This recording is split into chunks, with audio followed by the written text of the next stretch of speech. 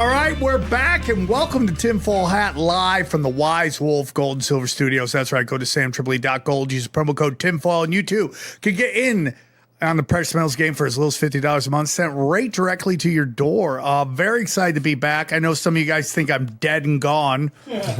I mean, you guys are doing in memoriam for my shows, dude. It was 2 weeks off, guys. I get it. I appreciate I do really appreciate the passion. I wish you would trust me. You will know when it's over. If it's ever over, when it's over, you will know. There will be no like, oh, is it over? You're like, there'll be an announcement. He grew a mustache. You know.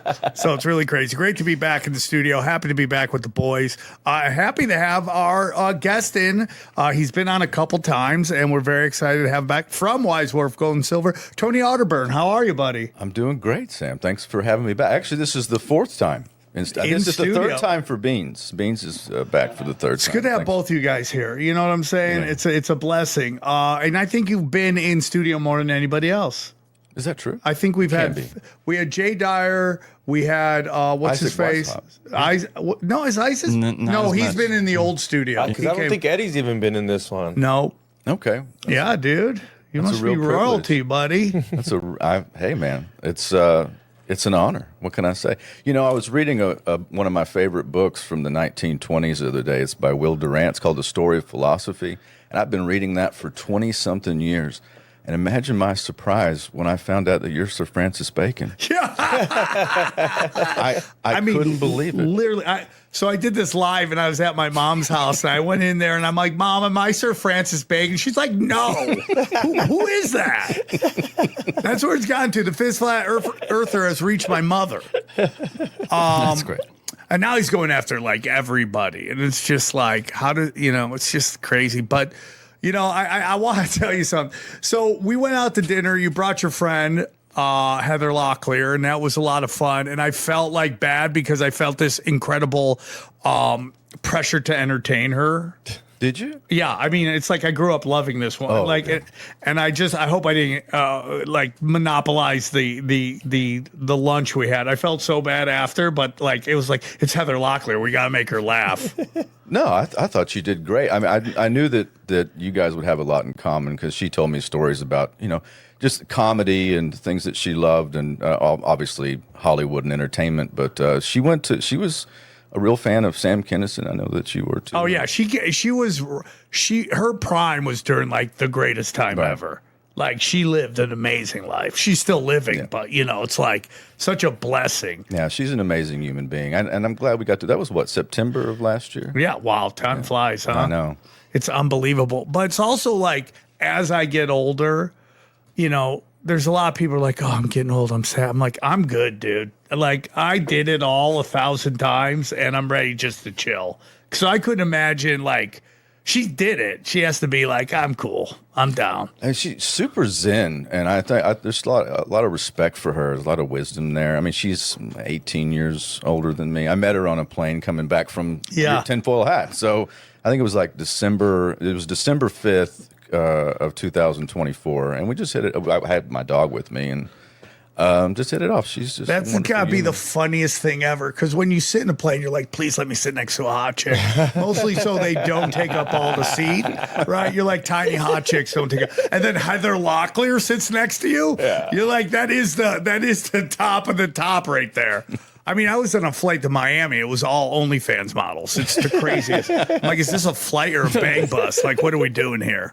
But I'm glad you're here. I'm glad you're the first episode back from our tiny little break, even though it wasn't much of a break. But I'm glad you're here because the world is chaotic, dude. It's a really crazy time. And I'm glad we could sit down and talk to you about it. You were nice enough to sponsor the First World War debate. You've been sponsoring the Contender series, which is really great. And the reason I really love you, buddy, is that you remind me of a couple of people in the conspiracy world who are like, and maybe I don't want to put words in your mouth, but maybe you can answer it. Politically atheist. Like the understanding that nobody's coming to save us, know? And this idea that we can vote our way out of this is kind of chaotic to me. and stupid. Am I? Would I say that's correct, or do you? 100%. I mean, to my own detriment. I too. Because I started out years ago. I mean, my first broadcasting stint in radio was 14 years ago in a radio station out of Dallas, and I was already like the black sheep. I mean, they already knew I was going to be different, and then they just started to hate me over time. I think by about 6 months in, they're like, "Well, wait, we got a combat veteran who's anti-war. The guy wants to bring back the jobs, and he doesn't like free trade agreements." This is before Trump. This is before that all came on the scene, and I just remember just being feeling so isolated. I'm like, I'm not partisan, so that was a big red flag for them because the partisanship, and especially in like conservative talk, is their moneymaker. It's how they made their. Now it's dying, by the way. Like they reached like total entropy. So like the whole thing is falling apart. The entire narrative, because used to it was the subtle behind the scenes understanding that okay, once you reach a certain level, we're going to fly you to Israel. You need to go and kiss the wall and do that. And then that was like conservative commentating, like in the major companies, and it floats through most of talk radio and then up to Fox News, and you have to be pro-war. So like I was never going to be invited anyway. And then, along the way, even with MAGA and other things, I supported Trump early, like in 2016. Right. And I'd run for Congress, and I decided I'm going to be the first candidate to support Trump. He was in the primary, like before Super Tuesday, before he was still getting flack from the establishment, which I don't even know if it was real now. I don't know. This is all scripted, dude. I just remember making a decision early on. I'm like, okay, this is becoming cultish, and I think partisanship is where any sort of real thinking goes to die. Like you stop having any sort of discernment. And I just said, I'm not going to follow this. And I used to be a fill-in host. That was my first, like, out of radio. My second iteration was I was on InfoWars as a fill-in host for, I don't know, probably at least 100 hours of broadcasting. I fill in for David Knight or Owen Schroyer. Those are great people. But I just remember I had to make a decision. I don't believe the stuff that would have gotten me all the views, right? And that's why I brought up you're the Sir Francis Bacon. Now, I mean, the entire narrative has gotten stupid. I'm sorry, like even in our space, in alternative media, like it's gotten really dumb. And I don't know if they're just doing that to muddy everything, it's kind of like Q was with, trust the plan, and like, here's something real, like here's the conspiracy to set up the Federal Reserve, and also JFK Jr. is alive. It's like, and when you take those two things, they cancel each other out. And I think that's the whole, like a limited hangout's the point of it. But yeah, I feel like you have to be more and more careful about who you listen to. And I know, like, the people that I know, 100% genuine like you, I mean, again, you're not going to say something you don't believe just to get clicks or just to get following.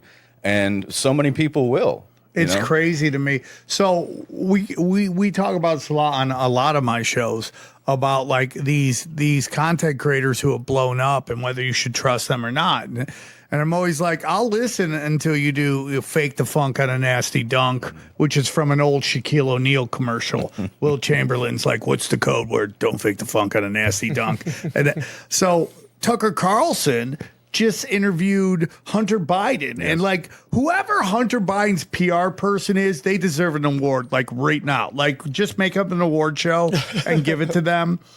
But like when I talk about faking the funk on a nasty dunk, for Tucker Carlson to speak into a microphone and say that the laptop story was an Israeli psyop to destroy the Bidens. Now, I'm not saying Israel didn't want to destroy the Bidens, but to sit there and say that wasn't real when some guy took all the content from there, put it on a website, and you could literally go through everything that was on there is literally like what I talk about. Like, okay, now we have to question everything that comes out of this motherfucker's mouth. And this is a guy who's starting to have on like friends of mine on his show. So is there an opportunity that maybe at some point I could have gone on there? Yeah. But I'm not going to not call him out on that. That's egregious to sit there and cover for this motherfucker who's getting foot jobs from his dead brother's daughter, dude. Like this is who we're dealing with right now. Why aren't you asking him, why do you have the Finger Lakes tattooed on your back? The place where people go missing all the time. Why is it on your fucking back, man? Explain it to you. People could go to Sam, why do you have a tramp stamp? It's not a tramp stamp. It's a champ stamp. And it's for my dead friend that didn't get enough love when he passed away. So people will ask me and I can tell them about my friend Jeff Scott. I'll tell you why I got that particular tattoo. Why do you have the finger legs tattooed on your back? Why isn't anyone asking this motherfucker that? Why did you just tell every one of your listeners and your huge reach that what happened to Hunter Biden is literally a fucking psyop?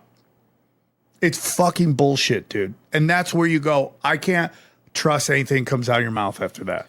Yeah, it's tough anymore. And you have to look, I mean, Tucker originally was so anti 9/11 truth. I mean, basically, I mean, he just dug his own hole there. That's why so many people in our space are like, yeah, whatever.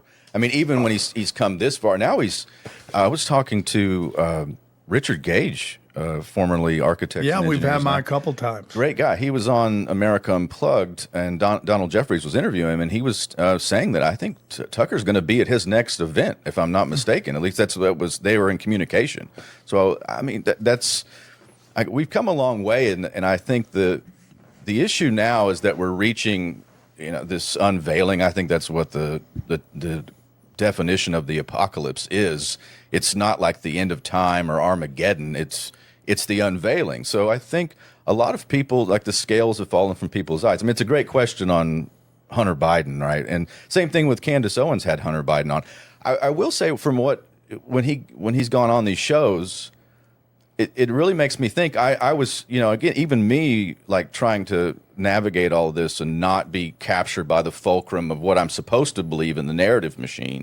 Like, I'm supposed to hate Hunter Biden, right? I'm supposed to not like this guy.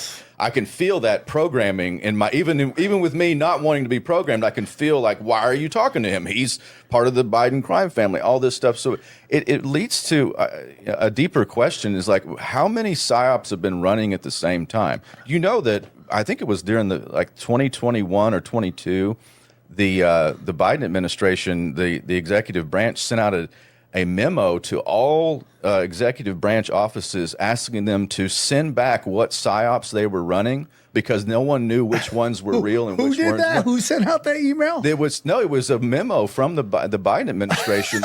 They were running so many psyops inside psyops, they no one could figure out what was real. Yeah, I covered that years ago. Like, they were confused, like, because every branch runs its own narrative, right? Yeah. And then some of them are, and we've become so bloated and top heavy. Like, and by the way, thanks for sending the catering truck to pick me up today. It was a good diversion. Hollywood Boulevard's not as safe as it used to be. Did you see where Trump had to take the catering truck out? Oh yeah, and then he's golfing next to, like, giant weapons vehicles. Have you seen this? It's crazy. Yeah, I mean, what is that even for? Like, what was that going to stop? What will the giant missile truck stop? It's crazy to me. I mean, we're just supposed to soak all this stuff, and it's all running at once. Like, so it's hard to discern what's real, like, what's an actual threat. Is this for effect?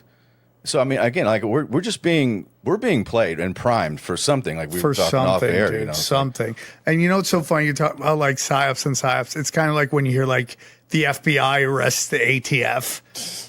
And because they're both running both sides of this thing. It's like the Spider-Man meme. Yeah. That's a great point, dude. I would love to see that email. Everyone's like, all the psyops. They're like, and then you just connect people who are running psyops against each other.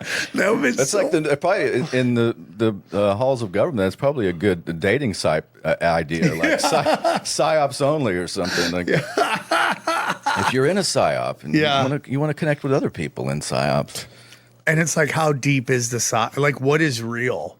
And, like, to me, is like nothing. Our culture is so obviously manufactured. And that's the trap, though. And it's like, if it's so much, like, I go on air now and I just see, like, in the comment sections, and, like, that guy's a shill. That guy's a shill. This isn't real. And I'm like, have we just created nihilism? Like, where nothing is real and nothing matters. I'm like, guys, things matter. I mean, the whole point of why they run psyops is to get you to do a certain thing. If they didn't care, if you were already, like, if this was a foregone conclusion, then they wouldn't give a shit.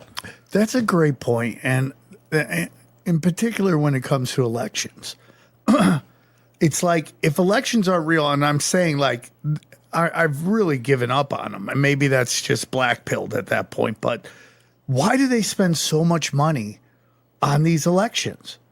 And I think it's not the election that matters, but your participation in the election. Right. That's the most important thing, because energy. It keeps you in the duality of right versus left. Yeah, it's like the illusion of choice. Like you can have Trump or you can have Biden. You can win or you can lose. Well, what if you lose both? I mean, what if you?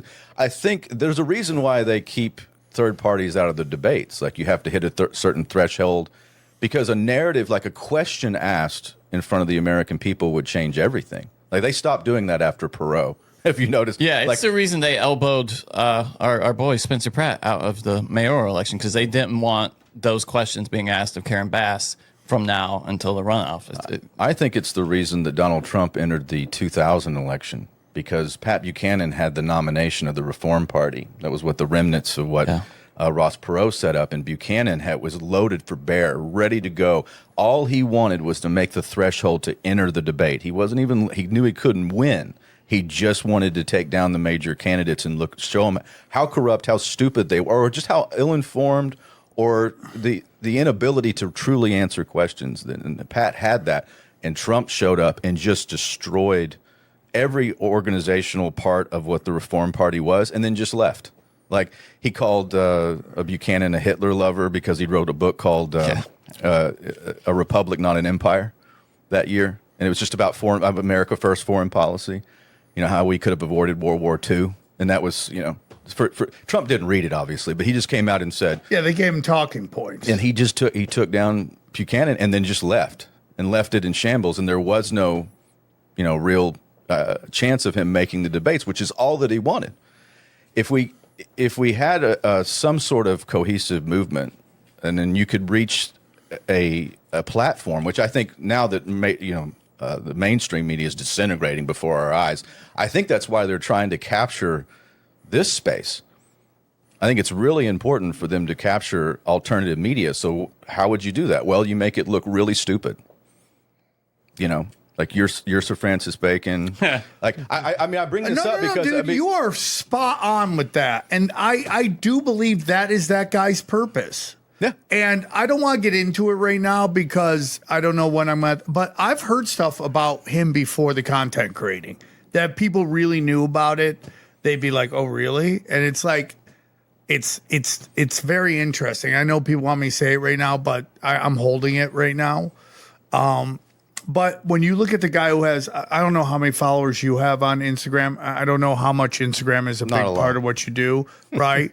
I have almost 200,000, right? Yeah. This is from a guy that got lost his Instagram for a while, and I had to pay $3,000 to get it back, But you look at this guy; he's got it's either almost 600,000 or 700,000. Right. That's unheard of. Well, then they got these new TikTok people. It's like they just discovered stuff, but then they take what's real. And David Knight has brought this up many times. If you want to destroy the truth is like a loaf of bread, right? It's beautiful, it's wholesome, and then if you put a roach in there and then tie the bag and throw it to somebody, nobody wants the loaf of bread, right? And I think I don't know, I can't speak for a lot of the new content creators. I'm sure some of them mean well, but if you take stuff that is not verified and you run with it because you get clicks, you take something, like I was reading the other day, I was rereading a book from the 90s from Jim Marrs, Rule by Secrecy, about secret societies. So well researched. I mean, it's like my friend Donald Jeffries wrote Hidden History. You've had him on. Yeah, I love him. Love Don. He's one of the old school guys. It's verifiable. At least his sources, he's citing stuff, which is the way that we used to do it. And now it's just you take stuff that decades and decades of people doing hard work, and like Anthony Sutton, the Wall Street and the Bolsheviks, and the rise of Hitler and Wall Street, None Dare Call It Conspiracy with Gary Allen. Nobody does that anymore. Well, some people do, but it's not popular. But the real thing is reach. Like everyone's all excited that Hollywood's disintegrating. And I get that because they just put out dog shit, right? And it's like you're not operating in a business mode. You're operating in a propaganda mode. And you're only upset right now, not because the money you're losing, but because the reach is going. Nobody watched one battle after another. It lost gazillion dollars. They don't care about that because they're just spending Fed funny money. It's just press a button and you clean up all the red. They don't care about that. They can't reach you anymore.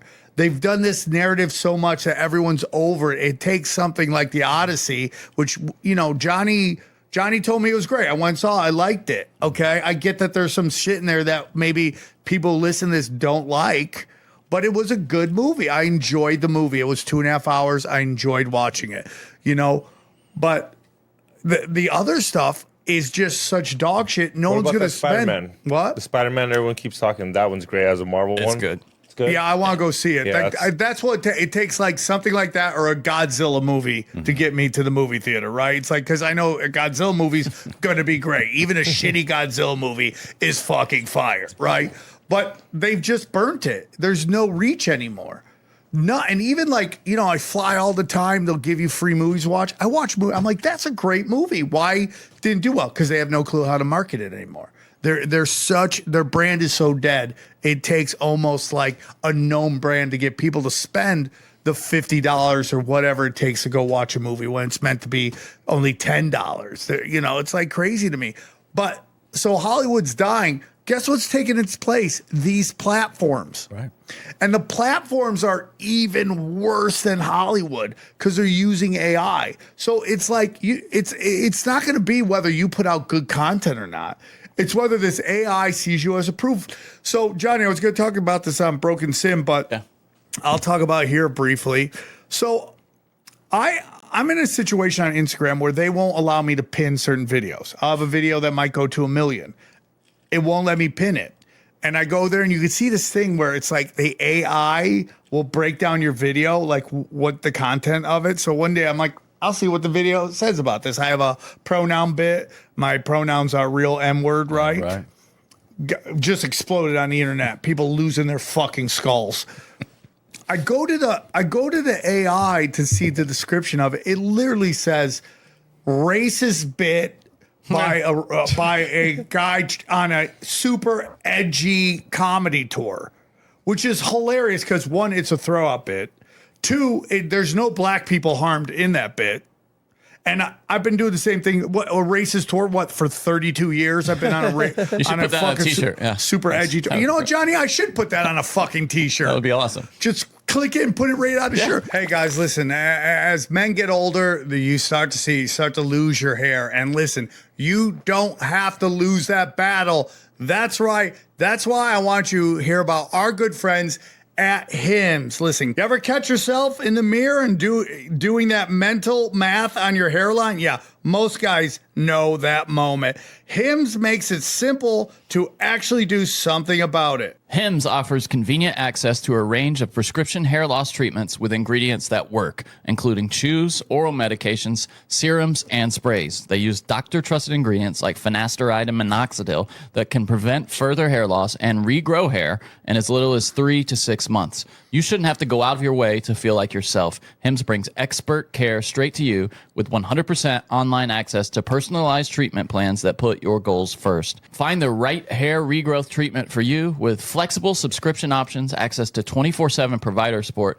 and once-a-day treatment options that fit your daily routine. It's straightforward, transparent, and designed to make getting care feel easy. For simple online access to personalized and affordable care for hair loss, ED, weight loss, and more, visit hims.com/tinfoilhat. That's hims.com/tinfoilhat for your free online visit. That's hims.com/tinfoilhat. Featured products include compounded drug products, which the FDA does not approve or verify for safety, effectiveness, or quality. Prescription required. Individual results may vary. See website for full details, restrictions, and important safety information. And we thank them for sponsoring the show. Hey guys, if you either start a business or you have a business, you understand that getting everyone moving together is one of the hardest things ever, okay? And it's important to communicate so everyone communicates in one place. And that's why I want to tell you about our good friends at Quo. You didn't lose that client because of bad luck. You lost them because nobody picked up. They called, It rang out, and 30 seconds later, they were talking to your competitor. Every unanswered call is money walking right out the door. At some point, you gotta stop leaving money on the table and say, let's fucking Quo. Today's episode is brought to you by Quo, spelled Quo. The business phone system built so you never miss a call. All your calls, texts, and voicemails live in one place with Quo, so anyone on your team can pick up a conversation, see the full history, and respond quickly. Quo is the #1 rated business phone system on G2, trusted by over 90,000 businesses who rely on it to stay reachable and look professional every day. You can set it up in minutes on any device, keep your existing number, and add teammates as you grow. No IT, no hassle. Quo's built-in AI agent handles after-hours calls, answers questions, and even books appointments, so you never miss a lead, even when your team is offline. Quo also integrates with the tools your team already has, like HubSpot, Zapier, Claude, and more, helping you save time, stay organized, and spend less time chasing info between systems.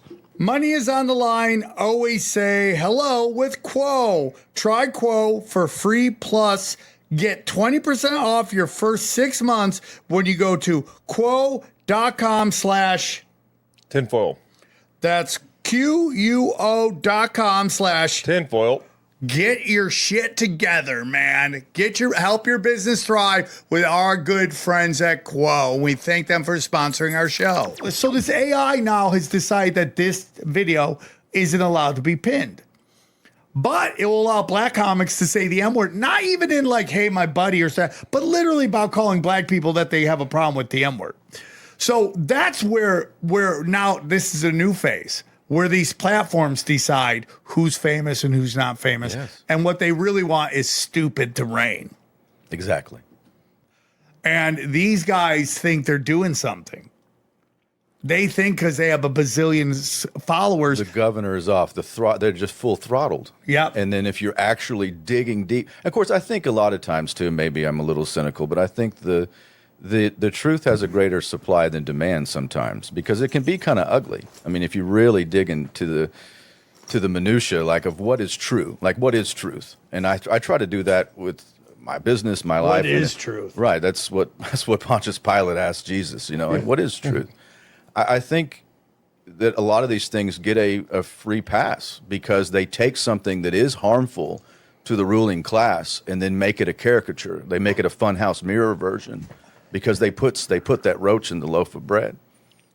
That's what I think. And Yeah. they're coming for this space because like this was, this is where truth goes. I mean, it goes because you're free thinking. And if I know you personally, I know a lot of people in this space, like people like Charlie Robinson, like that's his whole life. And he's like dedicated to the truth and finding out what really happened. What is history? And, they take that a beautiful thing that was built and they're morphing it into something else. If we let them do it, because it's going to come with the stuff that's ridiculous. And I find it's ruining what researchers have done for decade upon decade, hard work and being ostracized. I mean, you imagine, like, look at Tucker. Let me go back to Tucker Carlson. He's able to have some real, stuff that if you'd have said 5 years ago, this is what Tucker's going to be talking about, I'd been like, is he okay? Did he have a stroke? I mean, what happened? Because I find it interesting. I want him to do that because look, the perfect is the enemy of the good. There is no one arbiter.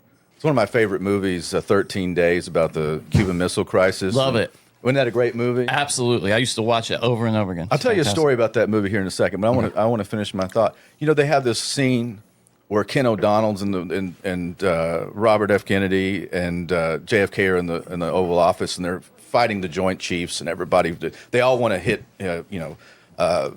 airstrikes followed by invasion. They don't want to deal, and they're like, "Hey, there is no wise old man. There's just us." Like they're looking around, like nobody's coming to save us. We're in charge, and there is nobody to go ask.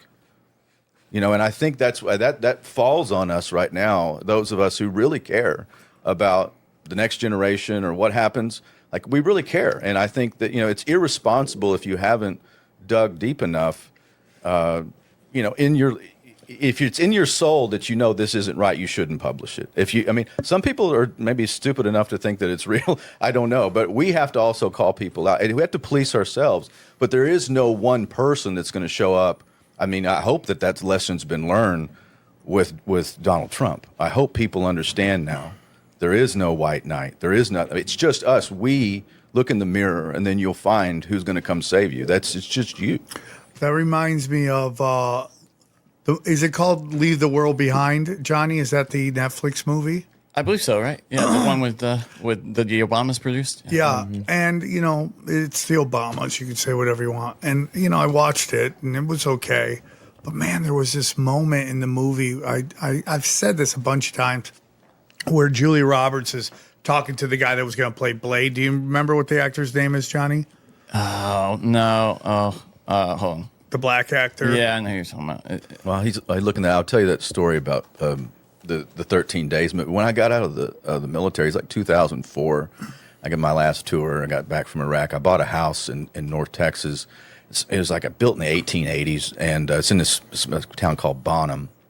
And I watched that movie. I stayed up late, watched the movie, just drinking a little bourbon. I think I was like 25, and I just stayed up late. I love history, so I stayed up late.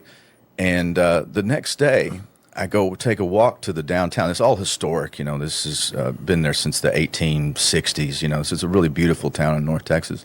And I'm walking towards the downtown, and a newspaper is flowing down the street, just like like a tumbleweed.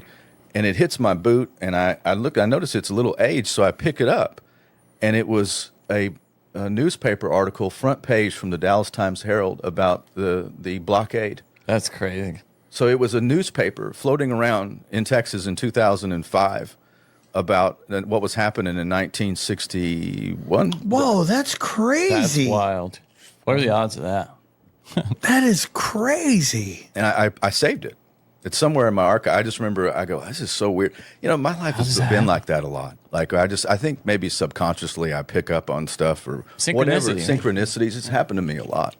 Mahershala Ali, by the way, Sam. Yeah, so in that movie, going back to what you said, is he has a moment where he's talking about how he had this billionaire friend and they're really close. And then one day he calls him and he's spooked. And he basically tells, and the whole thing is that he told him that, everyone wants to know who runs the world. And the answer is nobody. Right.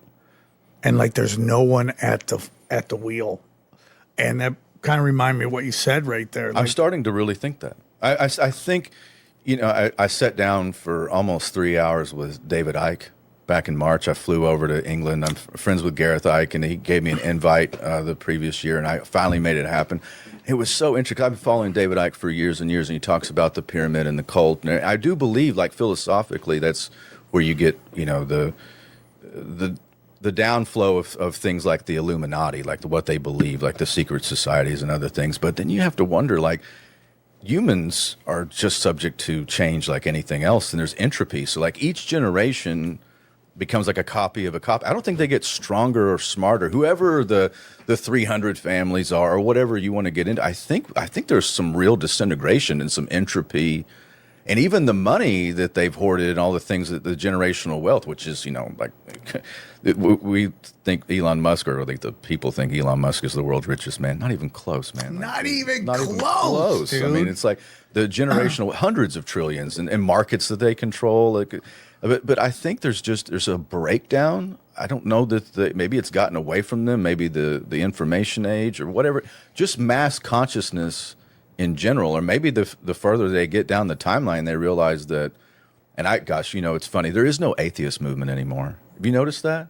I used to watch Christopher Hitchens and those guys go at it, and I was never an atheist, obviously, but I always find their arguments against religions fascinating and stuff. And I liked Christopher Hitchens' mind. Me too. Yeah. He was very smart, and but now you fast forward all these years, and nobody talks about that anymore because things are so weird that you cannot ascribe it to anything other than there's a metaphysical presence in our existence. In this dimension, we're getting, and maybe, it's funny, I read a book, Stephen King, which I'm not a fan of, but he wrote a book called The Stand back in the 80s, and I listened to it on Audible back in 2020 during the scamdemic.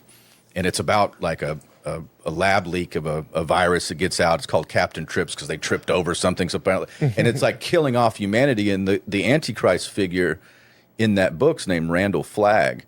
And they call him the walking man. He wears cowboy boots and he's out in the desert, right? He just kind of goes from place to place and messes things up, like that's what he does. But in that time when humanity is being like culled off, he gets his powers back. Like he can levitate. So like the closer he gets to the culmination or the end or end days or whatever, like there's an unveiling for him too. Like, and it's maybe for everybody. Like the closer we get to some sort of awakening or whatever it is, like there's more magic, there's something to that, Sam. So you bring up some really great points. First of all, what I find very interesting is that Hollywood, in a weird way, the internet has taken over the atheist movement, and a lot of these atheists are very pro-Israel, which is a very weird thing to me. How you could not believe in God, but believe God gave the rights to this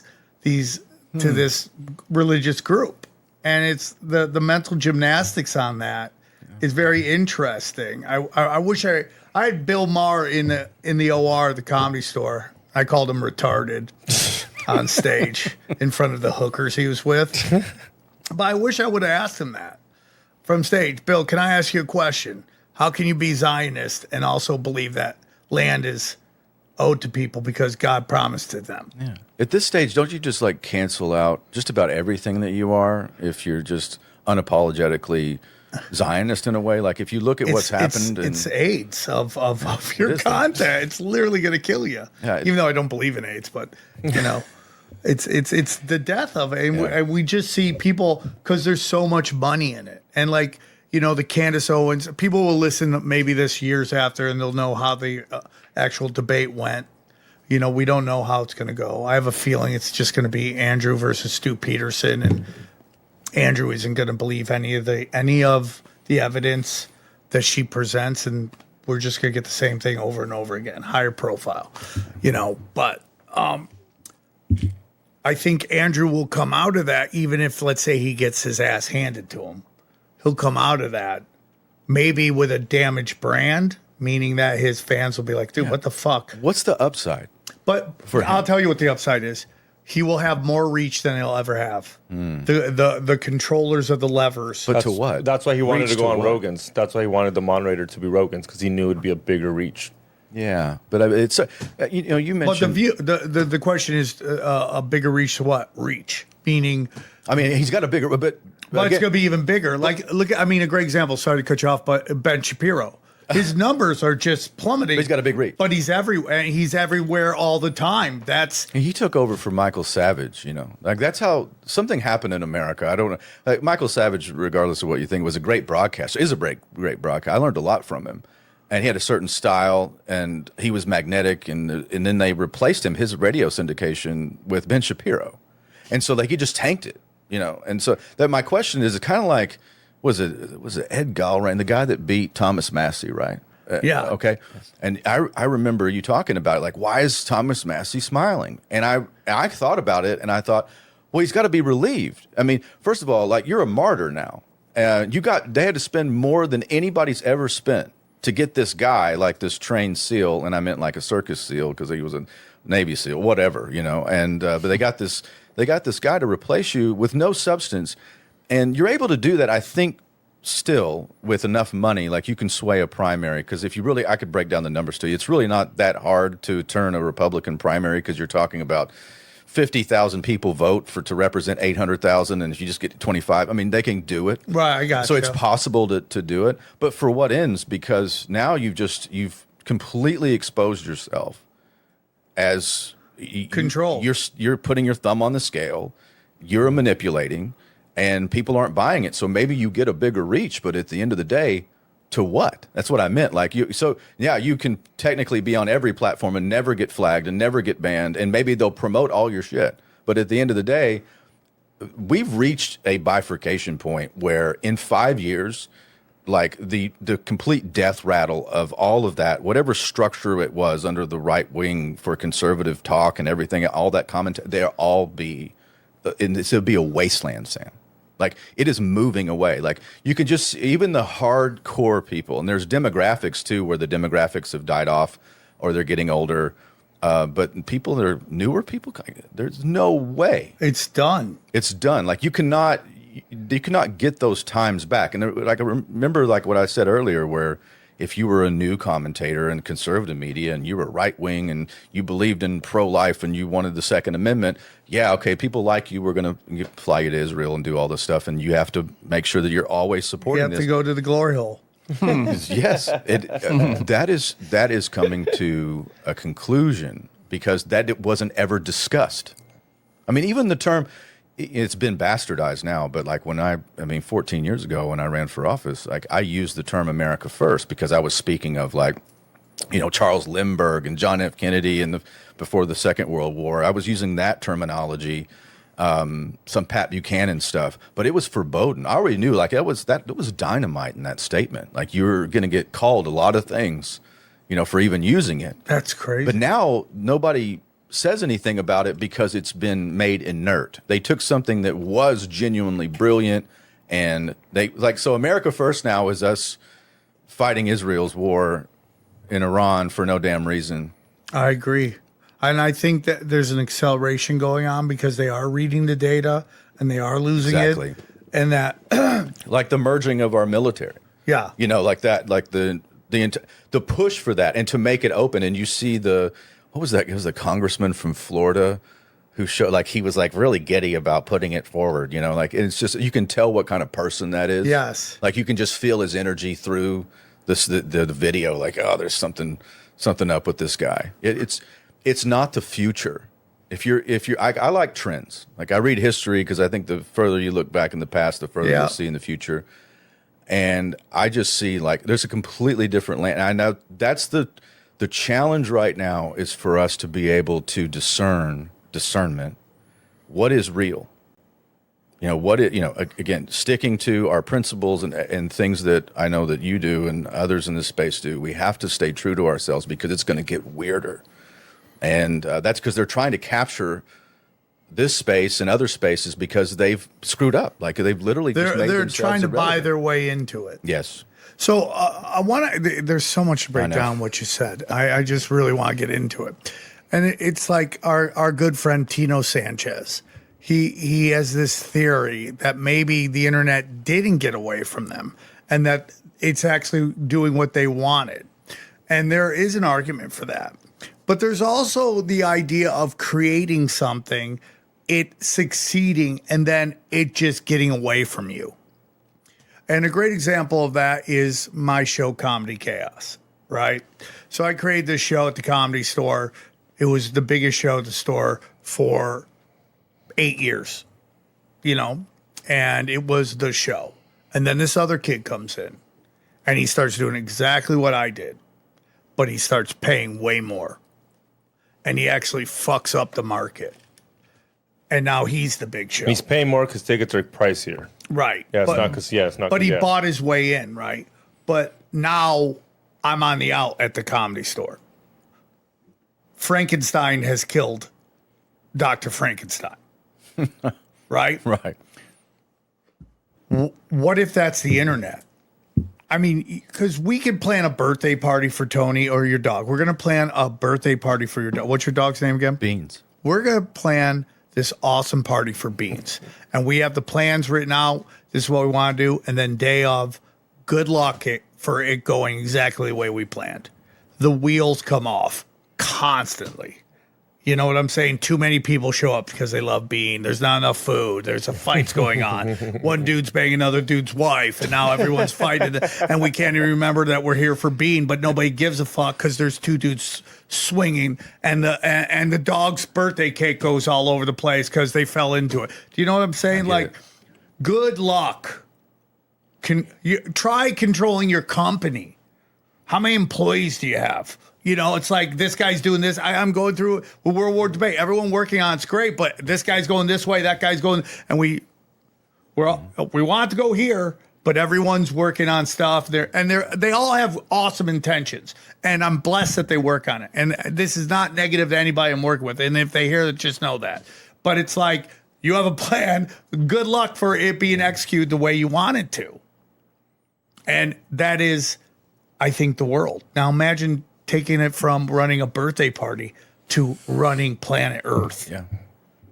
And you talk about as it trickles to the next generation, it gets weaker and weaker and weaker and weaker. Now just imagine as you go from top down. Now you got these guys in Switzerland who making all these decisions. Oh, it didn't work in Rwanda. Well, why? Because Rwanda is so fucking far from Switzerland, right? They can't micromanage every fucking moment of that. Yeah. I mean, they are trying to control the internet, and they could do it to a point, because they could shadow ban us and not let us be seen. But like you said, the truth is very powerful. Yeah, and they can punish you, and they can use. I think one of the things that I try to fight against, that's my mission, I believe, is to educate people, at least in the shortest amount of time, to explain what fiat currency is. Like what I call them Luciferian bankster notes, because the dangers of that, like when you have free access. And there's nobody challenging you to the printing press, right? And you just create new currency units. I mean, not even mentioning the damage that it does to society, but you can create people and entities that never would have existed in a free market. Like people wouldn't have paid for it, but you can make famous people famous, right? You can take new people, make them famous because you funded it, because it still holds weight. But you're doing something outside. It's not organic. Yes.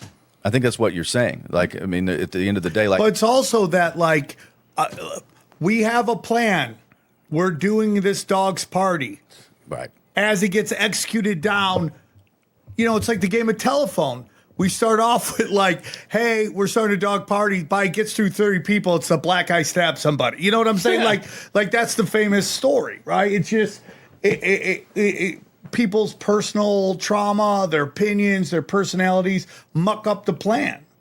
So it's like when they talk, at least the presentation of the internet of the internet was maybe there'll be 7 sites. That was their whole thing. Yeah. And I don't know if they believe that, but that's how it was presented. And now there's a bazillion sites.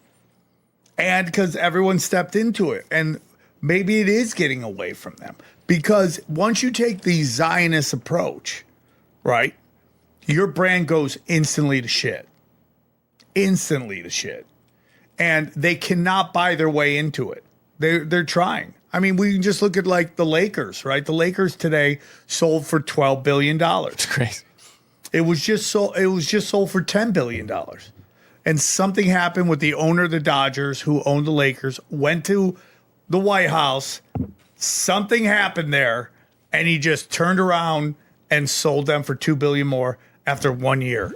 Guys, listen, we're getting busier and busier and busier, and it's harder and harder to just create really good meals for our family. And that's why I want to tell you about the #1 home food kit, our good friends at Home Chef. Let me tell you about Home Chef. I'm not organized enough to be a meal prep person, but with Home Chef, my meals are on point every time. The meals are widely impressive and so easy to make. I count on Home Chef weekly delivery to stock my fridge and take care of my meal planning. I'm not only saving time, but I also reduce dishes and cleanup. Home Chef makes cooking simple. Fresh food delivered, easy recipes to follow, and meals that actually taste great. No long shopping lists, no complicated prep, and best of all, easy cleanup. I love easy cleanup. Yeah, I love easy cleanup. My #1 priority. It's perfect for busy lunches, whether you need a 30-minute meal, an oven-ready tray, or even a quick microwave lunch. Home Chef has you covered, and people really love it. Home Chef is rated #1 by users of other meal kits for quality, convenience, value, taste, and recipe ease. Customers say they spend less time planning, shopping, and prepping meals. Plus, it's affordable. Home Chef customers save an average of $86 per month on groceries.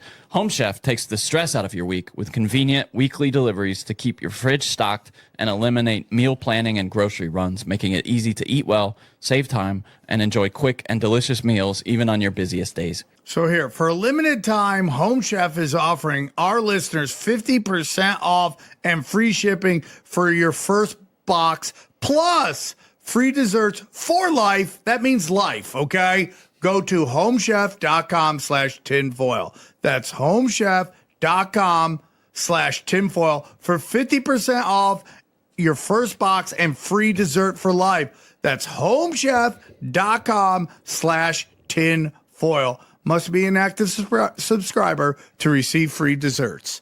And we thank them for sponsoring the show. All right, guys, real quick, if you go to samtripoli.com, go to events. I'm in Joke World tonight at the Comedy Festival.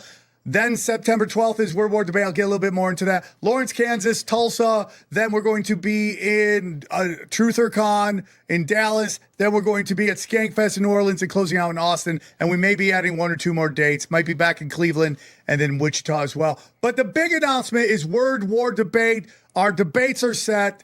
We're going to be in Nashville November 12th. We got Adam Mockler versus CJ Pearson on election integrity. Then we have debating God.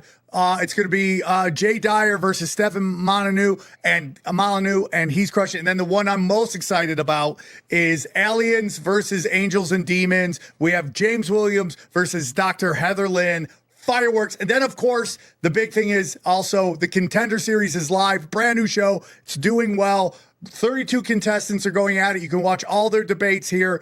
We're into the round of 16, so your voting is very important. Just go to youtube.com/@. Don't forget the @ symbol, World War Debate, and you can watch the debates and vote and all that stuff. So, let's get back to the show. You notice, too, that wealth isn't what it used to be?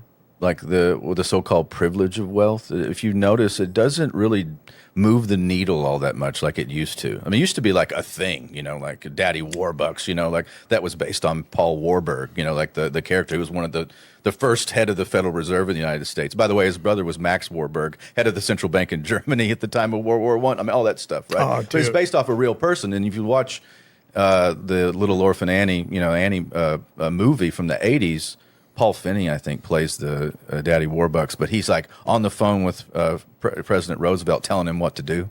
It's like people back then knew that, and there was a privilege to wealth, or at least built into the narrative. Like, America, you can still climb all the way up the ladder, and if you amass this wealth, then you'll have a say-so. I don't know, do they? I mean, obviously trillionaires do, and those who control the system itself. It's not enough anymore just to have money. You actually have to control the system. And that's what I think is the problem. And maybe the system itself is unsavable. Well, that's kind of where I think we're at right now, where it's like we had this idealistic system, and then it was applied to reality, and it's somewhat out of control right now. Well, think about this. I mean, just to talk about money just for a second.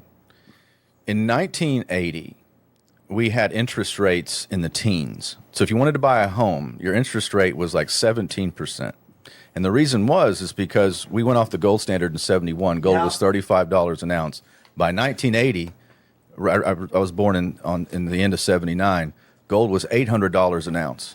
So it went from 35 to 800. Now, gold didn't go up in value. That's how much purchasing power the dollar lost in 10 years.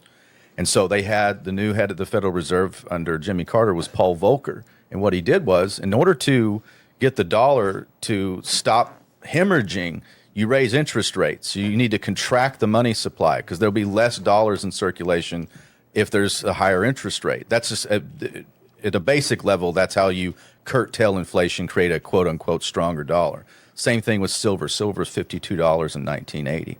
Well, they were able to crush both gold and silver because they contracted the money supply with interest rates in the teens. You can't do that now because the debt is $40 trillion. In 1980, it was almost $1 trillion. So it took us from 1776 to 1980 to go $1 trillion in debt. Now we go $1 trillion in debt every 90 days. So you cannot contract the money supply. You cannot stop runaway inflation at this point. So it's not even about ideological arguments or anything like that. This is mathematics. Math just kicks in. So they're at a point where you can't save the current system in its form. That's why they floated all these ideas and they have these agendas like Agenda 2030 and these timelines or the Great Reset. Like these are all things kind of giving advance warning to every system that there will be a reset. Right? But the average person's walking around out there with normalcy bias because that's what we grew up with. And, maybe tomorrow will be like today because it's a lot like yesterday, except it's not. But those at the top know that. And I think at some level, you see these like billionaires building bunkers, and I was reading an article about the tech guy in Argentina that's got a massive ranch, and he's actually other tech people are building stuff there, and they're going to wait out the apocalypse or Armageddon or whatever it is because they have to be running the simulations too. I mean, the system as it is right now, the center will not hold. Right, so that's what I study. And I think that maybe what you're talking about, maybe no one's in charge. It's gotten away from them at this point. I think it's gotten away from them. I mean, it's a very black pill to be like, this is everything they want. I'm like, I know the whole thing is that they want the world to hate Israel because that's the prophecy and stuff like that. Maybe, but it just seems like they bought off more than they can chew. Which is something. That's funny. You said bought off more than that. Yeah, bit off. Perfectly That's a too. good Freudian slip. So, the big thing when I talk about WiseWolf Gold and Silver is it's why it's so great to get into precious metals because it stabilizes your money. Every day they print more money, your money's worth less money. And even if you buy it at a certain number and it goes down, it's still worth more than your ones and zeros in your bank account. I mean, think about this, Sam. So when I was born, silver was $52, right? Because of the Hunt family. We've talked about this on the show I before. love that, man. That was a deep state operation. Like they were showing something to the world, not just the American people. There's something wrong with the dollar. They were showing that through buying physical silver. Didn't we talk about this last time that there was this notion that they were trying to get ready to have Texas secede? Oh, the Hunts were right wing. Yeah, there was a lot of underpinnings of that. And then Oliver Stone made that movie Nixon, and he has Larry Hagman, who was the JR on Dallas, play this guy called Jack. He's supposed to be the Hunts. Yeah, when I was a young man, I sold a piece of property to the Hunt family, and I went in. I was like 25. I didn't know who they were. I was like 25, 26, and I was a broker. And I went in. They had this office with nobody in it. It was like one person, and they had their own title company. So they didn't even show up to the closing. They just hand you a pin. Like there was nobody in there. I thought that was really, they were old school, even with being taken out, like they were really raked over the coals by the powers that be because they touched something you weren't supposed to touch. Don't expose the weakness in the dollar, and so silver was $52 in 1980. It took 45 years for it to break that all-time high. And it did last year, and then it went to $120 an ounce. So people say, well, silver's fallen. I'm like, yeah, there's a whole host of reasons why, but if you'll just hold, like kind of like on Braveheart, hold, like do not sell. I mean, people, that's how I make a living is people sell me stuff, and I appreciate it. And I give them a safe way to do that and a trustable way to do that. So I'm not against it. But if you're looking for savings, like don't follow the markets per se. Just understand mathematics. Every time they go to the printer, which they're gonna do, and now they've got no choice left. It's like the new head of the Federal Reserve, Warsh. Like he's like, I'm hawkish. We're gonna keep the rates where they are. We're gonna raise rates. You cannot do that in this current system. You have to reset and when they do that, they'll have to revalue all commodities. So if you're holding, by the way, it's not investment advice. I don't do investments. I'm just talking about currency or money.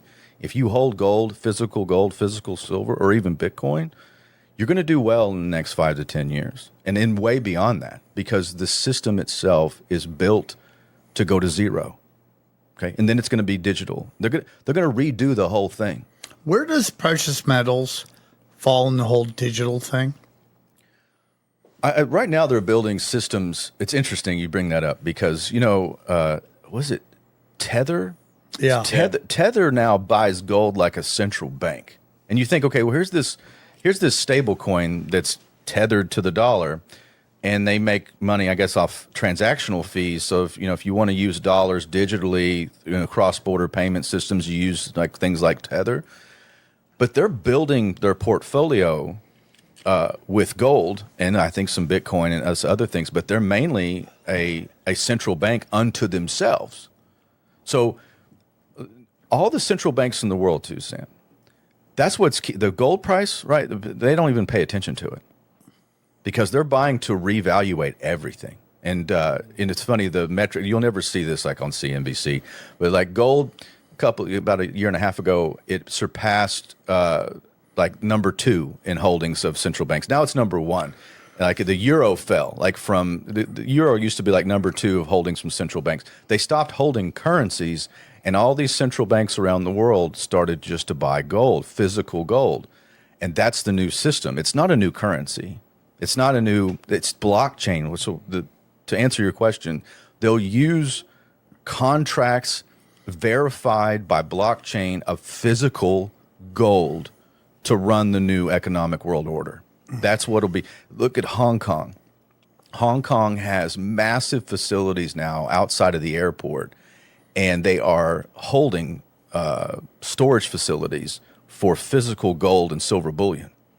And the reason they have that is they want the gold to go eastward, and they want it in places in China and areas controlled by China. That is where new business will take place. I mean, even Chase moved or JP Morgan moved their operations. They're moving eastward for the precious metals because the world's going to trade in gold through the blockchain system. And I'm not a supporter of that in every sense. It's just the reality. It's just the reality. I like to me, even that is counterparty risk. And not average person, you can't always keep all your gold at home. Sometimes you have to trust a third party like a storage facility or something like that. I get nervous about that. Like, I want to buy whole chunks of gold, but I'm like, if I put it in there and shit's the fan, am I guaranteed to get it out? There's just a few people that I know or entities that I absolutely trust. I mean, you can go to places like another gold dealer like Andy Sheckman. I trust him. He's out of Florida. He's got a gold storage operation. I would trust somebody like him. My people that use the IRAs and stuff, we go through a company called IDS. And I trust them because I do business with the trading floor in Dallas, and IDS is part of it's next door. So if you want to move it, it goes right to the trading floor, and these are massive facilities. So, I mean, as far as trust is concerned, it's way better than the bank, which is controlled. I mean, the banking system, which I think is on the chopping block, unfortunately, if they want to get rid of real freedom and commerce, like you have to have these giant behemoth, too big to fail, and jail banks buy up the troubled assets that are going to happen because they're going to pull the rug out from everybody. You saw that in the FTX deal and, Sam Bankman-Fried, when that whole thing fell apart. And they had this, like, just a small quake in the system. And you can see, like, they closed down a few banks and then covered it up. But, like, there's a systemic risk, especially with what Trump has done with the Strait of Hormuz and energy flow. Like, I read the other day, for the first time since like the Cold War, we were like 40 days from a strategic meltdown of like the oil reserves and the strategic reserve. Like, he's a chaos magician.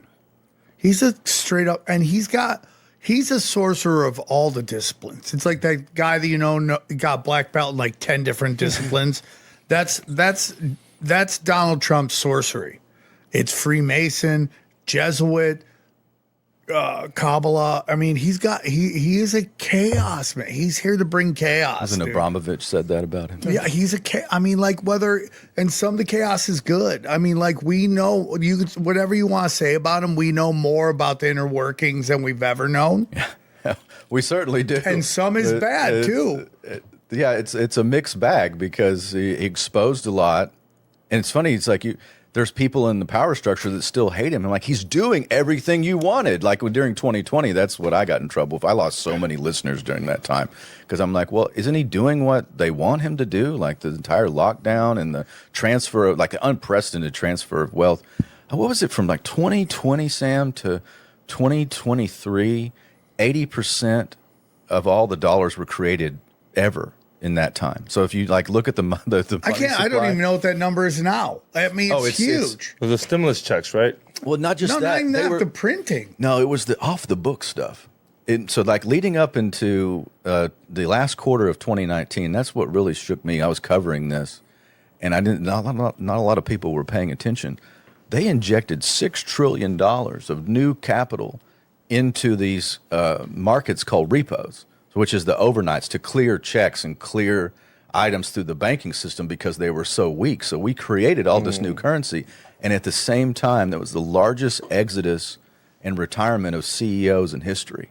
Yeah. Right, leading up to 2020 and everything. Because they knew something was coming, right? Yes, because big business, as you know, big business and intelligence, hand in glove. It's the same stuff. Yeah, right. I believe the revolving door. They're the security for the big things, like the CIA, the FBI. Their job is to protect the elites, right? Not to be law enforcement, to protect the elites. Yeah, that mission is not what the stated goals of these agencies is not what they actually do, or at least what their public persona is. It's behind the scenes. It's propping up the system itself. You're right. Yeah, it's really crazy to me, and that's why like all these guys who are just pushing this Fed slop on that Charlie Kirk shit. And I don't know what your take on that. Maybe I shouldn't have said that. No, I've been early. Get into that. But it's like, I know this is going to be a crazy statement to say, but let's put the evidence aside, right? I know it's a crazy thing to say in a case. Yeah. Put the evidence aside, all right? Let's look at the history of high-impact assassinations and what we know about them. There is always a hidden hand. And now this idea that Twiggs could be the person we see in all the videos totally sets up with 2 Oswalds at JFK, 2 Sirhans. You know, I mean, we can just go through it. I mean, like that famous picture of Malcolm X dying on the street with a man on top of him, what were believed to be him trying to save him. That guy turned out to be one of the most hidden undercover cops of all time, to the point that the NYPD didn't even know he was a cop. That even before he graduated from the police academy, they pulled him aside and told him what his mission was. That's how controlled all this shit is. My first thought when I downloaded enough to understand at least the basics of what had gone on after September 10th this last year with Charlie Kirk, my first question was, is Tyler Robinson real? Is he even real? That's where we start getting into some crazy shit. I mean, there's so many theories, and that always happens with every event. Like, and it's ritualistic because it's public, like it's burned in your brain. You see it's like the towers falling, you know, over and over again. So you see, like this is, so there's something to it. I found the entire story, and of course the text between him and the tranny guy, or like whatever that is, like look under your keyboard, you know, and my love, and like it's like 2 chatbots. Like if you put 2 chatbots together and gave them like a parameter, like you just did this crime, and you need to go ahead and tell the other chatbot what you did. That's what it would look like. Yeah, if you've interacted with AI enough, that's what it just sounds like that. And people will say, well, that's how younger people talk. And I'm like, I have a 21-year-old son. What are you talking about? Like, they don't talk like that. I mean, what is that? There's just something. Nothing makes sense. Something about it's kind of like Vegas, the Vegas shooting. Oh, very much. Right. It's like that because you never. It's like they hurry up just to give you an explanation, and then like there's so many holes in it, and there's so many anomalies. The FBI sets the table that we all work from. They set this is the case. Here is what we're telling you, and then we all have to work from that reality, and the reality is already corrupted. Right. So we're trying to solve an already corrupt case, and so the thing too, the whole thing. He has his grandpa's Mauser, which is weird. So that's a very rare. Johnny, you know this, of course. Yeah, it's I've shot a mouse, like a real World War II. Collectible. Right, that was Hitler's favorite weapon. Hitler's favorite weapon was the Mauser because he carried it as a soldier in World War I. Like it's bolt actions, 30-06, and I mean they're expensive now. Like I got to shoot one because I had a wealthy friend that's like I bought it's $5,000 or whatever it was 15 years ago. And I heard that, and that's the first thing that came to my mind was the JFK assassination. They found a Mauser. Oh, right? Shit, dude. That was the first thing they picked up was the Mauser, and then it turned into the Mannlicher Carcano. Right? So it changed from a Mauser, which is very expensive, even in 1963, to a $12 mail order rifle. So that's the first thing I thought of was, okay, that's weird. And the entire thing just screams that you're trying to get enough people to buy into the accepted, whatever, the push narrative, and then get behind the facts or quote unquote facts of that you forget, like, don't look at all the other anomalies. Like, what about the people what about was it the guy, the protester who said, I did it? He just happened to be at pants down. What's his So name? weird. That old guy. The pants down pedophile guy. Well, that's how I knew something was up, because within seconds they had 3 suspects. Is it this guy? Is it this guy? Is it this guy? They did that with Trump's first assassination too. Well, and instantly they had 3 suspects. And I'll tell you too. Okay, so I'm not an authority on this, but I've been in 3 foreign wars. I'm a combat vet. I was a paratrooper. You know, I've been shot at, done the whole thing. Okay. For everybody that I've like taken on like gunfire, it's like to go kill somebody is not easy. Like, just think about your nervous system, what you have to develop to go take, and like with precision, to go kill somebody. I mean, a lot of people, you put them in a deer stand for the first time, they can't get the deer. You know, they get too nervous, like the adrenaline and everything else. So I always just think, I don't think, because of video games, people think it's really easy, but I don't think that it is. I think I've in combat scenarios, and that's why we trained our soldiers, you know, from World War I, there was a huge miss rate. Like, you take these guys off the farm, and they wouldn't hit human targets. It's not natural for us to go kill each other. So they had circle targets. And by the time World War II rolled around, they shaped them like men. And then by the time I got into the military, they actually had them, they named them. They called them Ivans. And then the little pop-ups, they make a silhouette of a person pop up. And so you're killing this head and shoulders. Also, movies they rolled out with people shoot, because this was taught to me, I've said before, when I did some of these USO tours. The guy told me, like, in World War I, they realized they couldn't shoot other people.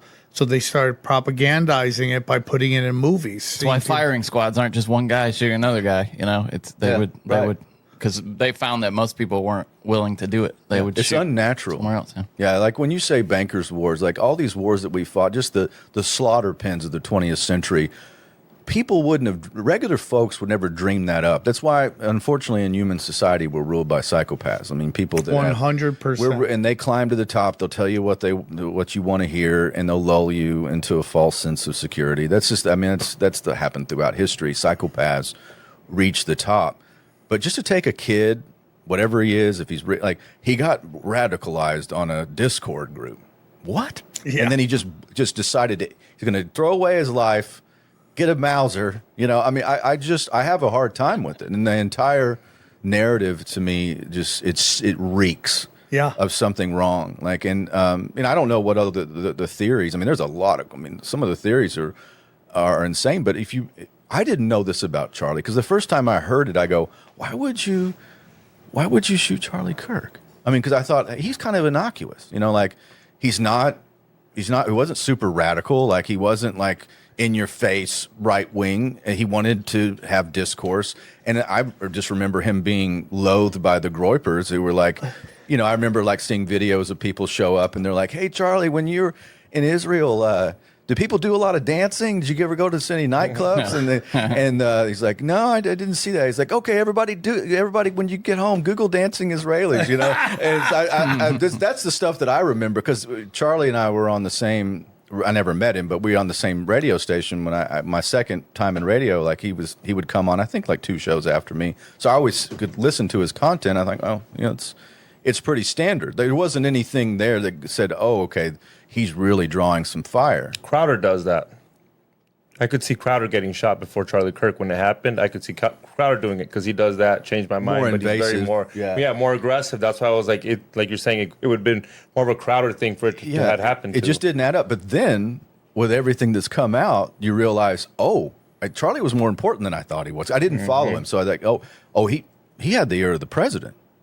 Oh, okay. And he was telling the president, do not do this with Iran the first time around. You know, like, this is not good for us, not good for business. And then I see all those clips of him coming out, like with Megyn Kelly, like, you know, he's just pouring his heart out to her. Like, I'm getting called an anti-Semite by people in my texts, you know, like, because I don't support genocide. You know, like, And then he started going on. It's like, you know, Those Andrew, texts with Candace too, where he was, yeah, where I you just know told him all to Andrew fuck read off. them. Yeah. Andrew read them, and it was a real bad play for him. What do you say to that? So he's reading them because he was in a Twitter space, and he was like, he wasn't leaving the cause, he wasn't doing that, and then he reads it, and then someone in the Twitter thread is responding to Charlie, going, having Candace on might be good in the long term, but not in the, it might be good in the short term, but not in the long term, and all this stuff. And he reads it as Charlie Kirk said that. And he literally says, I have no other choice but to leave the pro-Israel movement. Yeah. And again, we've talked about this on the show a lot. It's like, well, if they blow you up and you try to go off reservation, they don't like that. You know, you can ascend so far on your own. And there are people I think can get there on their own to a point. But if they blow you up, they throw money in you and exposure, and they give you access to everything, and then you try to go off reservation, do your own thing. And we see that with Michael Jackson, Tupac, even to a point, Louis C.K. You know, like he started making his own sitcoms and putting them on his own website and keeping all the money to himself. They don't like that.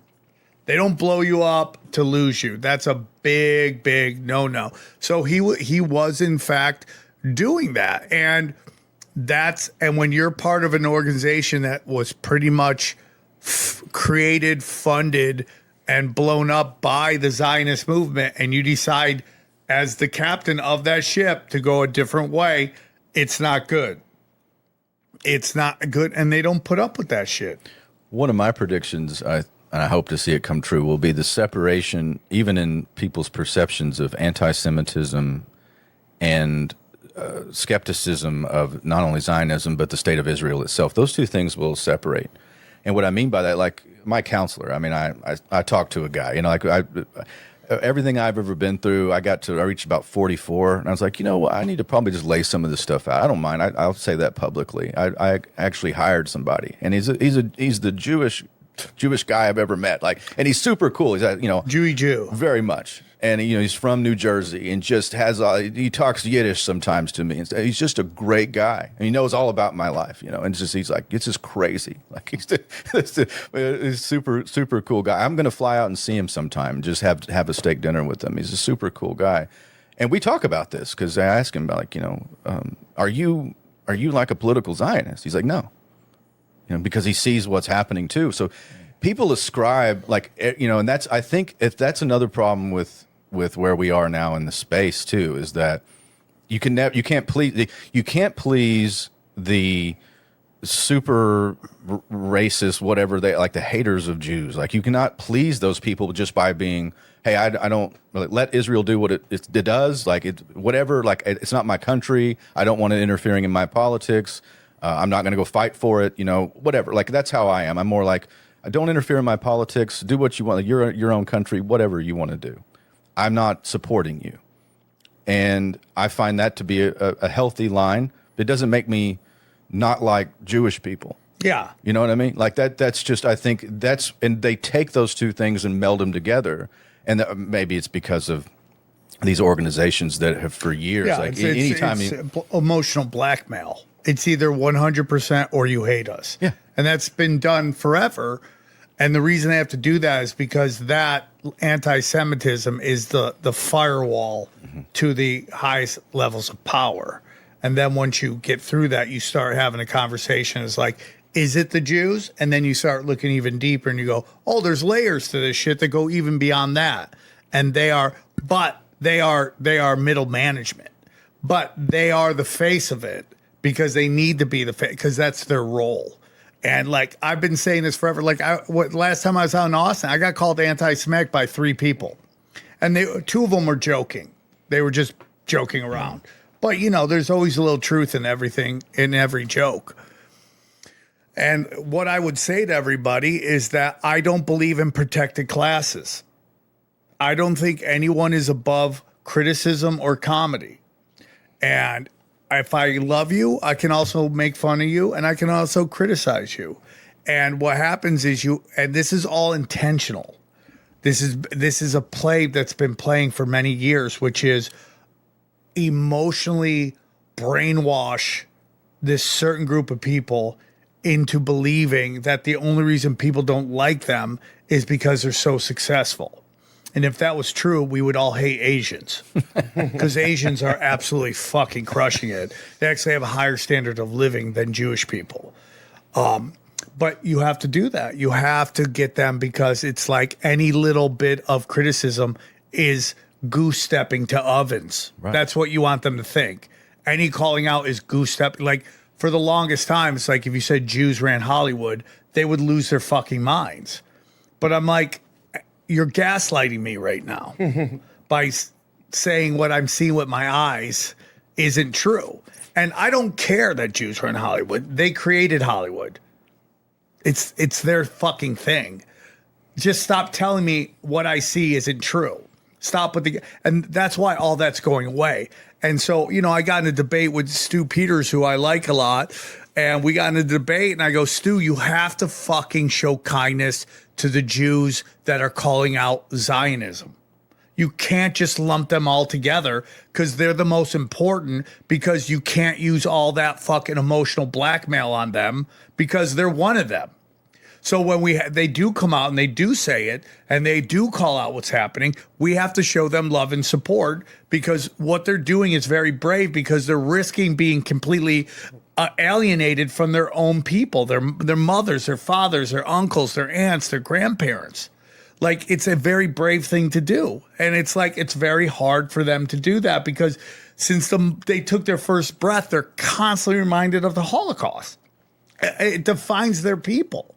And that is done on purpose as well, because we've talked about it. If it's not even like it's a giant tragedy. It's not even close to the worst tragedy. It's not even in the realm of the worst. Like what Mao did, what Stalin did, what the Bolsheviks did, what King Leopold did, nobody even knows about the Democide that happened at the exact same time and killed way more Chinese. Nobody even knows about it. We're all subject. Yep. To that, one form or the other, and it's about uniting under the common banner of what threatens us, what threatens our liberty, what threatens our prosperity, our ability just to raise a family.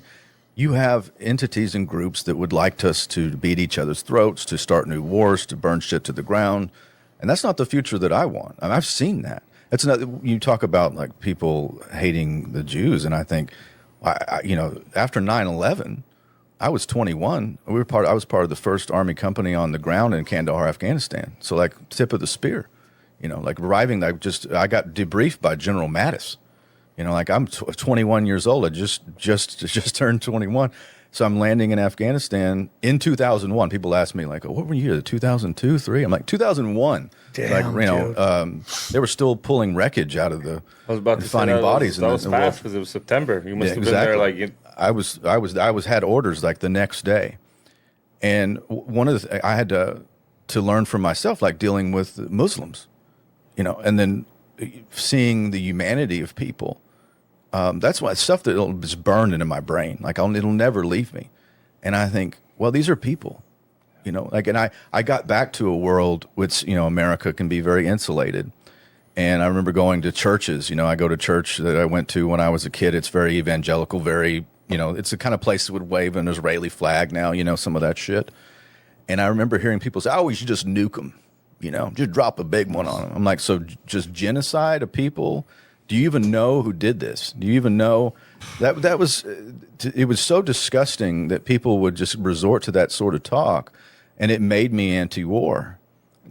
My service made me anti-war. Not that I'm not a pacifist, by the way. I think violence sometimes is absolutely called for the right reasons, like to defend your home, to defend your country, and you should be a monster if you have to be, and out-monster the monster. But then you have to also retain your soul. So just wanting war for the sake of it, I think, is a psychopathic especially when you're not going to participate in it yourself. Like if you're calling for war, I mean, you've been to war. But someone like Mark Levine or Levy or whatever his name is, Levine, calling for war, you fat old fuck, go on the front line, dude.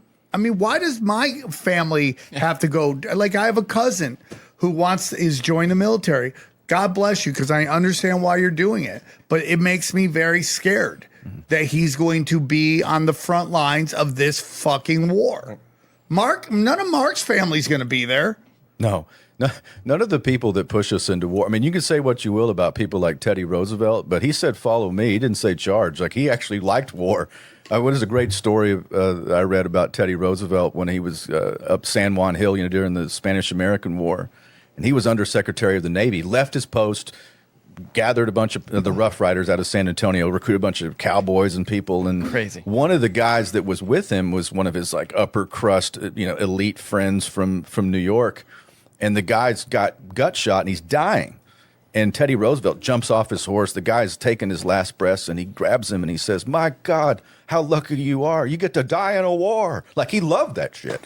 But he's out there. And Teddy, he died young because his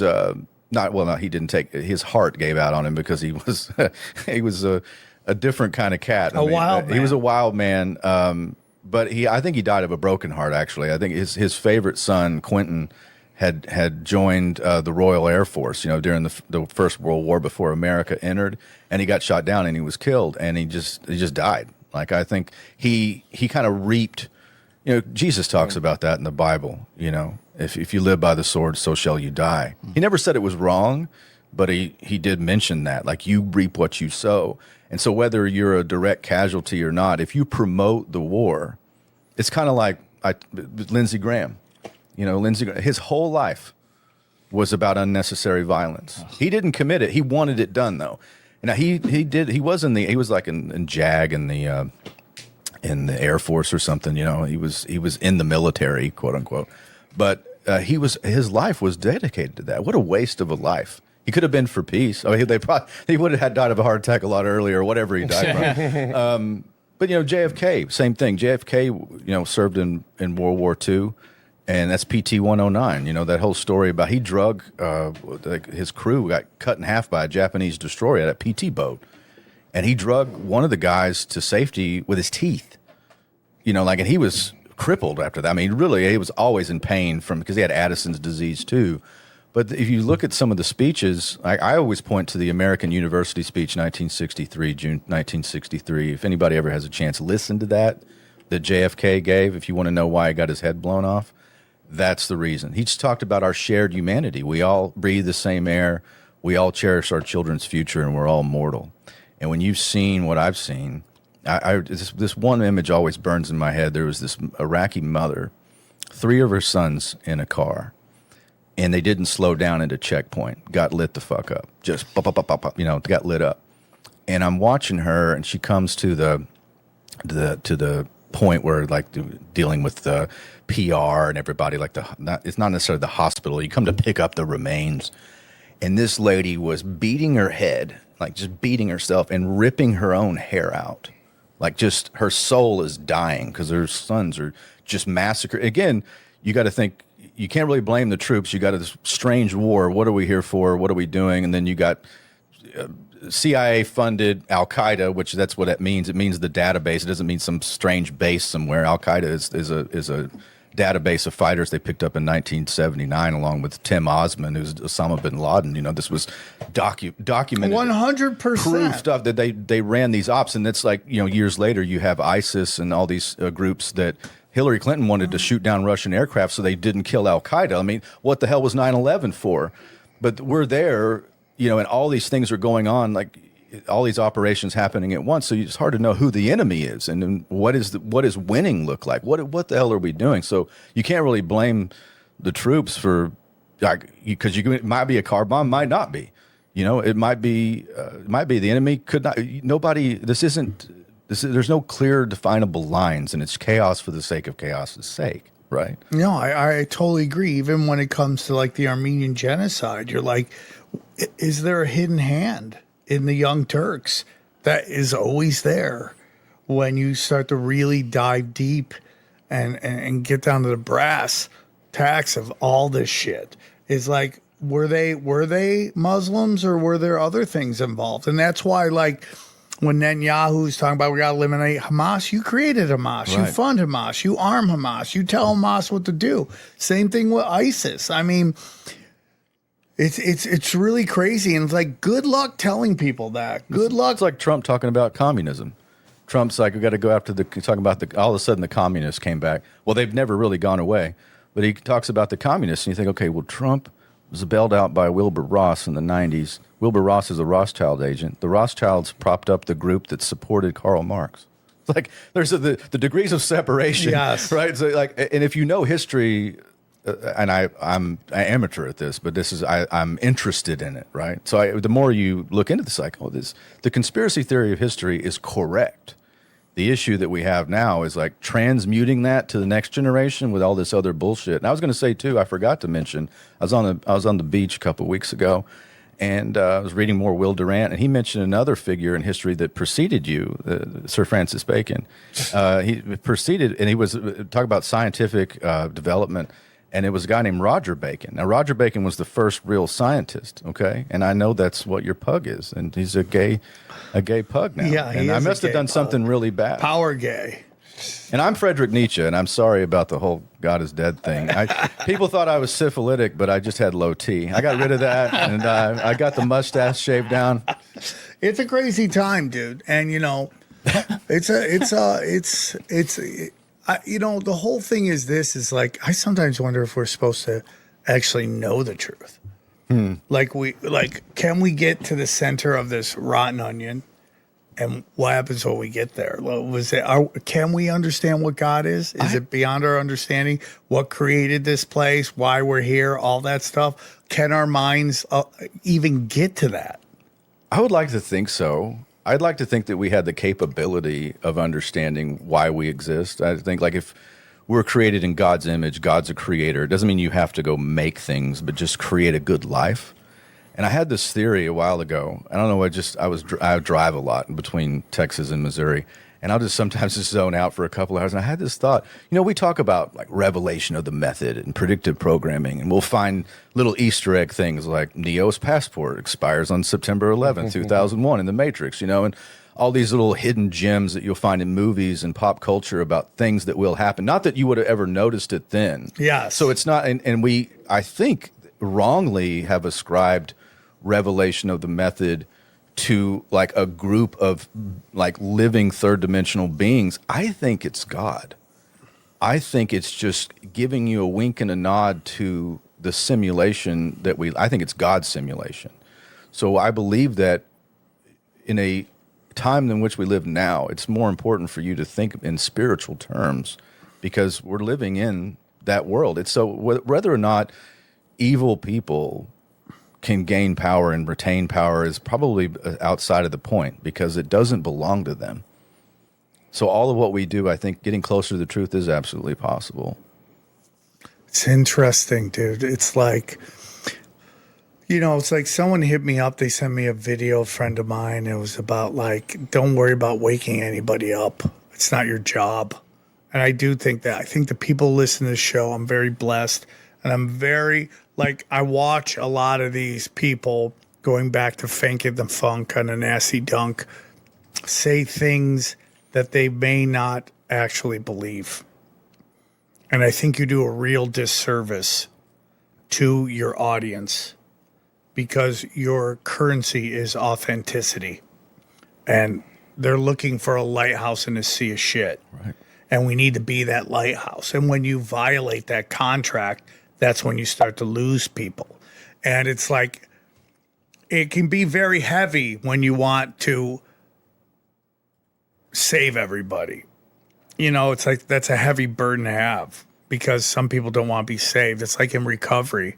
When I work with people new to recovery, I tell them, this may sound bad to you, but it's not. Your recovery has nothing to do. I don't care.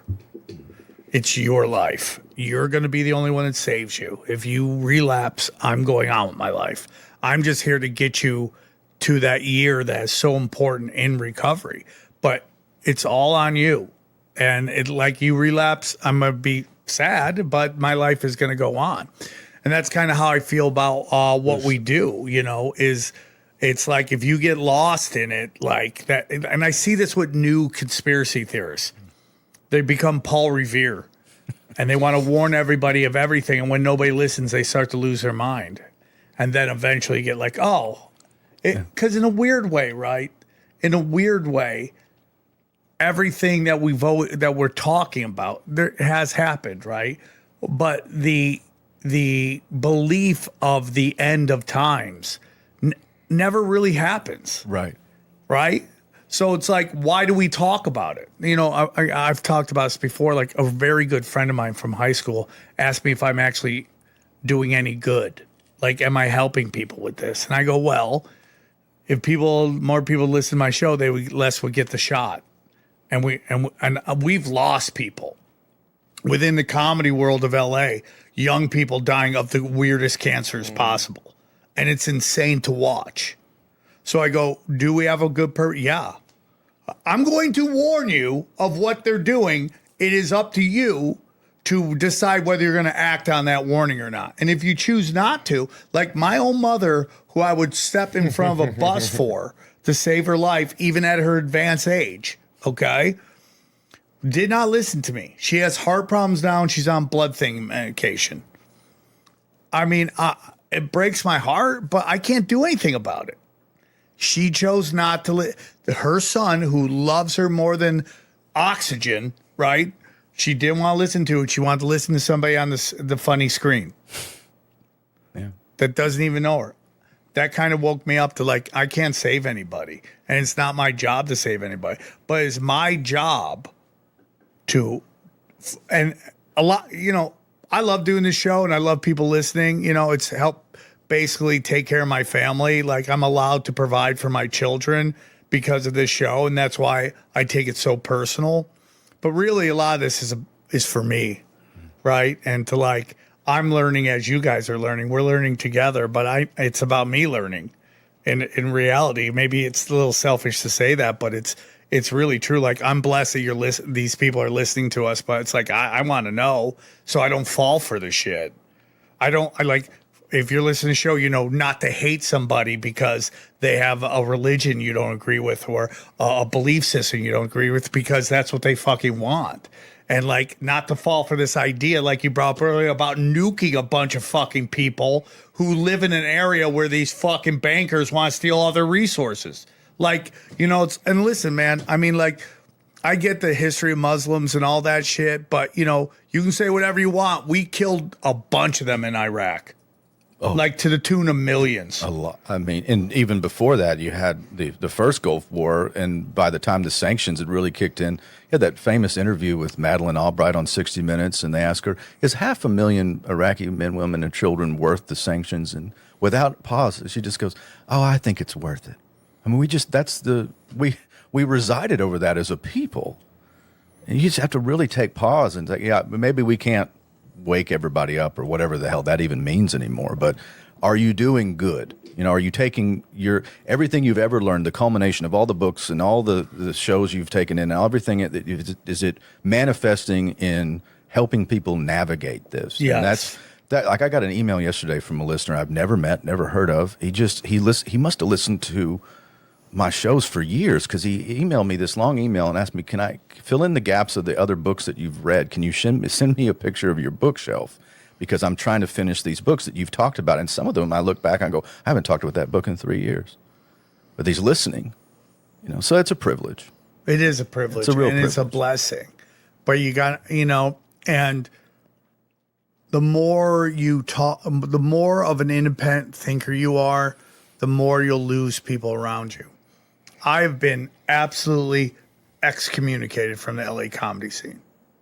None of these motherfuckers that I came up with, none of these motherfuckers that I've helped, nobody of these motherfuckers that I pointed in right directions, call me, put me in their shows, none of that shit. One of these people that I came up with, I helped, I'm not going to say guy or girl, helped them, and they live next to me. Our kids are the exact same age. My kids have never met their kids. Ever. The phone never rings. The phone never, nothing. I mean, it's really crazy. It's like, and you just see those memes all the time. The more you know, the less people you have around you. And it sucks. Because, especially in Los Angeles, which is the mecca of conformity. LA, the reason LA is dying is because it no longer pushes culture. And it's all about conformity. And you create projects not because you want to create great art, but because you want to sell it and you don't want to offend anybody. And if that's where you work from, your art is hollow.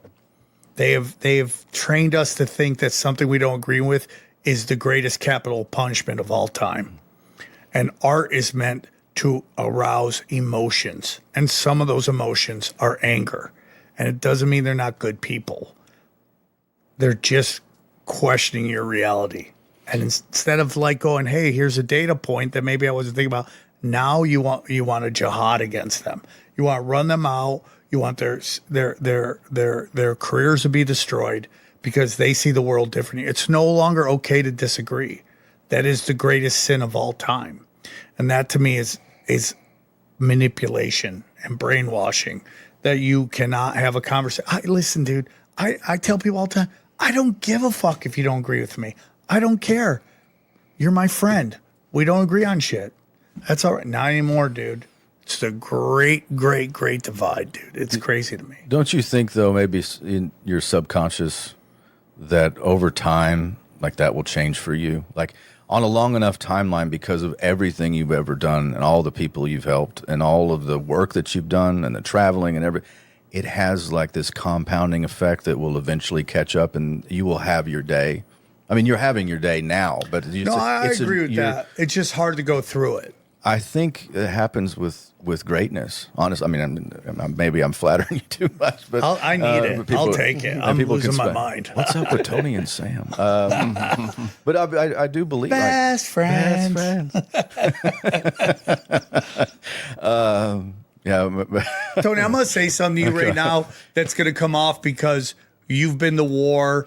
You're trained in the arts of taking people out. I've taken martial arts my whole life. Couldn't fight my way out of a paper bag. I mean, if I have to, I can. But I'm not a fighter. I'm not going to pretend like I'm a fighter. So, I there's this thing right now with particularly the left is this notion of getting rid of the cops, getting rid of the prison system, right? And I think deep in my heart, that is the dumbest thing that side could do. And the reason I think of that is because the silent majority of this country doesn't react to riots and all that shit because they don't want their kids to grow up without parents because they're in jail. But if you take that away, a great reckoning is coming. Am I really far off on that? Because again, I'm not a dangerous man, so I don't want to act like I'm going to go out there and fuck everybody up. That's not what I'm saying at all. But I think the silent majority is like, if I do something, my kids are going to grow up without a parent, and I don't want that to happen. So I'm going to kind of sit back and allow some of this shit, these people to act out of pocket. But if the threat of no prison is there, if there's no prison threat, I think you could see very mild-mannered people really go off. And the reason BLM and the reason that Antifa can do what they do is because they might not have the fear of going to jail. And they're not afraid to commit the violence because they don't care about the consequences. But if you take those consequences away, I think you're looking at chaos. Well, absolutely. You'll have, I mean, nature abhors a vacuum. The vacuum will be filled by something. Right. So the purpose of that, I believe, when they're talking about dismantling all the police and getting rid of the prison system, which the prison system, by the way, is fucked. I mean, it's fucked. We're 5% of the world's population. We have 25% of its prisoners. I agree. Mainly based off of like the quote unquote war on drugs, which is really the UN's war on drugs and chemicals that are not inside their Rockefeller system. That beside the point, if you take away that, I mean, again, and I have problems with policing. I was a military policeman. I wouldn't have made a great cop. You know, my problem is always just letting people go. Like, I understand life happens, and like I'd have a hard time just arresting people for shit that you could probably just. Or like weed, like in Texas right now. Oh, that'd be. I mean, absolutely I could insane. never arrest somebody for a plant. You know, like I always wonder why we spend so much time on these like non-violent crimes and things that don't really hurt anybody. Maybe they hurt themselves. Maybe they have an underground economy or whatever. But you're talking about like violent criminals. Like we ought to have like a Dexter system on that. Like there's a lot of people that in our, the military apparatus, the law, that really want to just go and hurt people. I mean, a lot of them want to help, but there are those that want to take on. But you never see them hitting like MS-13 and like the major, violent drug gangs. They're always like arresting, like, again, we're getting into these situations like we've seen with ICE and stuff that's happened over the last year. So I have a real problem with a lot of aspects of law enforcement. But if you take the entire thing away, what fills it is there's going to be chaos, and then people, and an order ab chaos. The greater the chaos, the greater the order. And the greater the order will be tyranny. So you either have a measured thing that you have to deal with and have to reform, or you have something that replaces it that is a nightmare. So that is just without wisdom. Yes. You're just going to go and take something. Because they're all rich kids fantasizing. That's who's pushing that shit. You're right. I mean, it's the rich kids.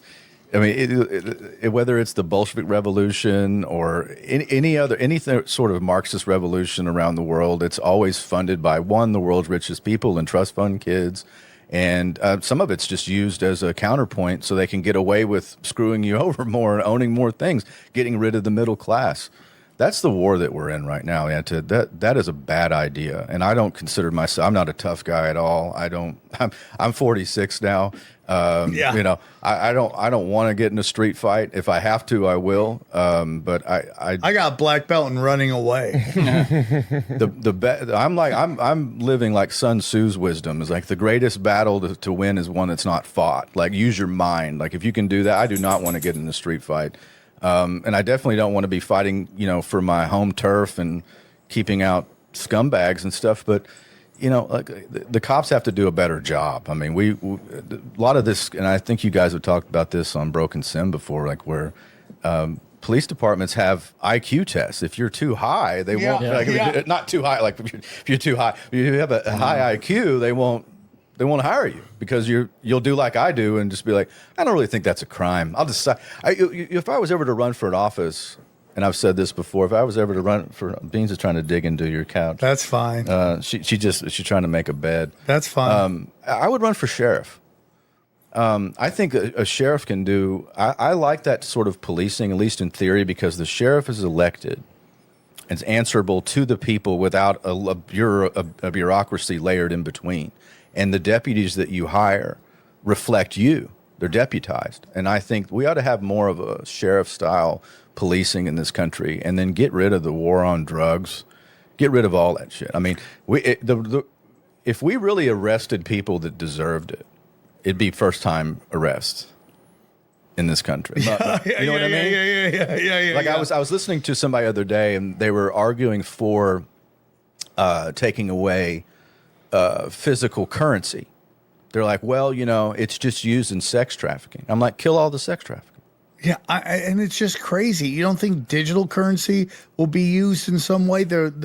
Whenever you create a program, people will find a way around. They'll use other things. And that paper currency is not just what is considered money. So you can use all sorts. So the argument that we have to get rid of that so we can have a better grip on, they were like money laundering and other stuff. And I'm like, okay, well, but real crimes against humanity, like using people as commodities. I'm like, well, maybe we should actually, for the first time, since World War II, declare war on those people, like actually have a war with them. Like if you traffic children, we're coming in the middle of the night and we're going to get you. I mean, and that shouldn't be a radical idea. That's not a radical. And again, I'm anti-war, right? So I'm not a pacifist. I just think if you're going to fight a righteous war, and that maybe I'm overstepping my libertarian lines, like no trial and stuff, but I mean, if they're in like committing the crimes in real time, and they're storing kids or women or whatever, like you could people would rally around that. Like, hey, worldwide, we're going to just get rid of these people. Like we're going to do. No, it's like you're totally right. Like I bring this up. It's like the people in Minnesota protesting ICE. I fucking get it.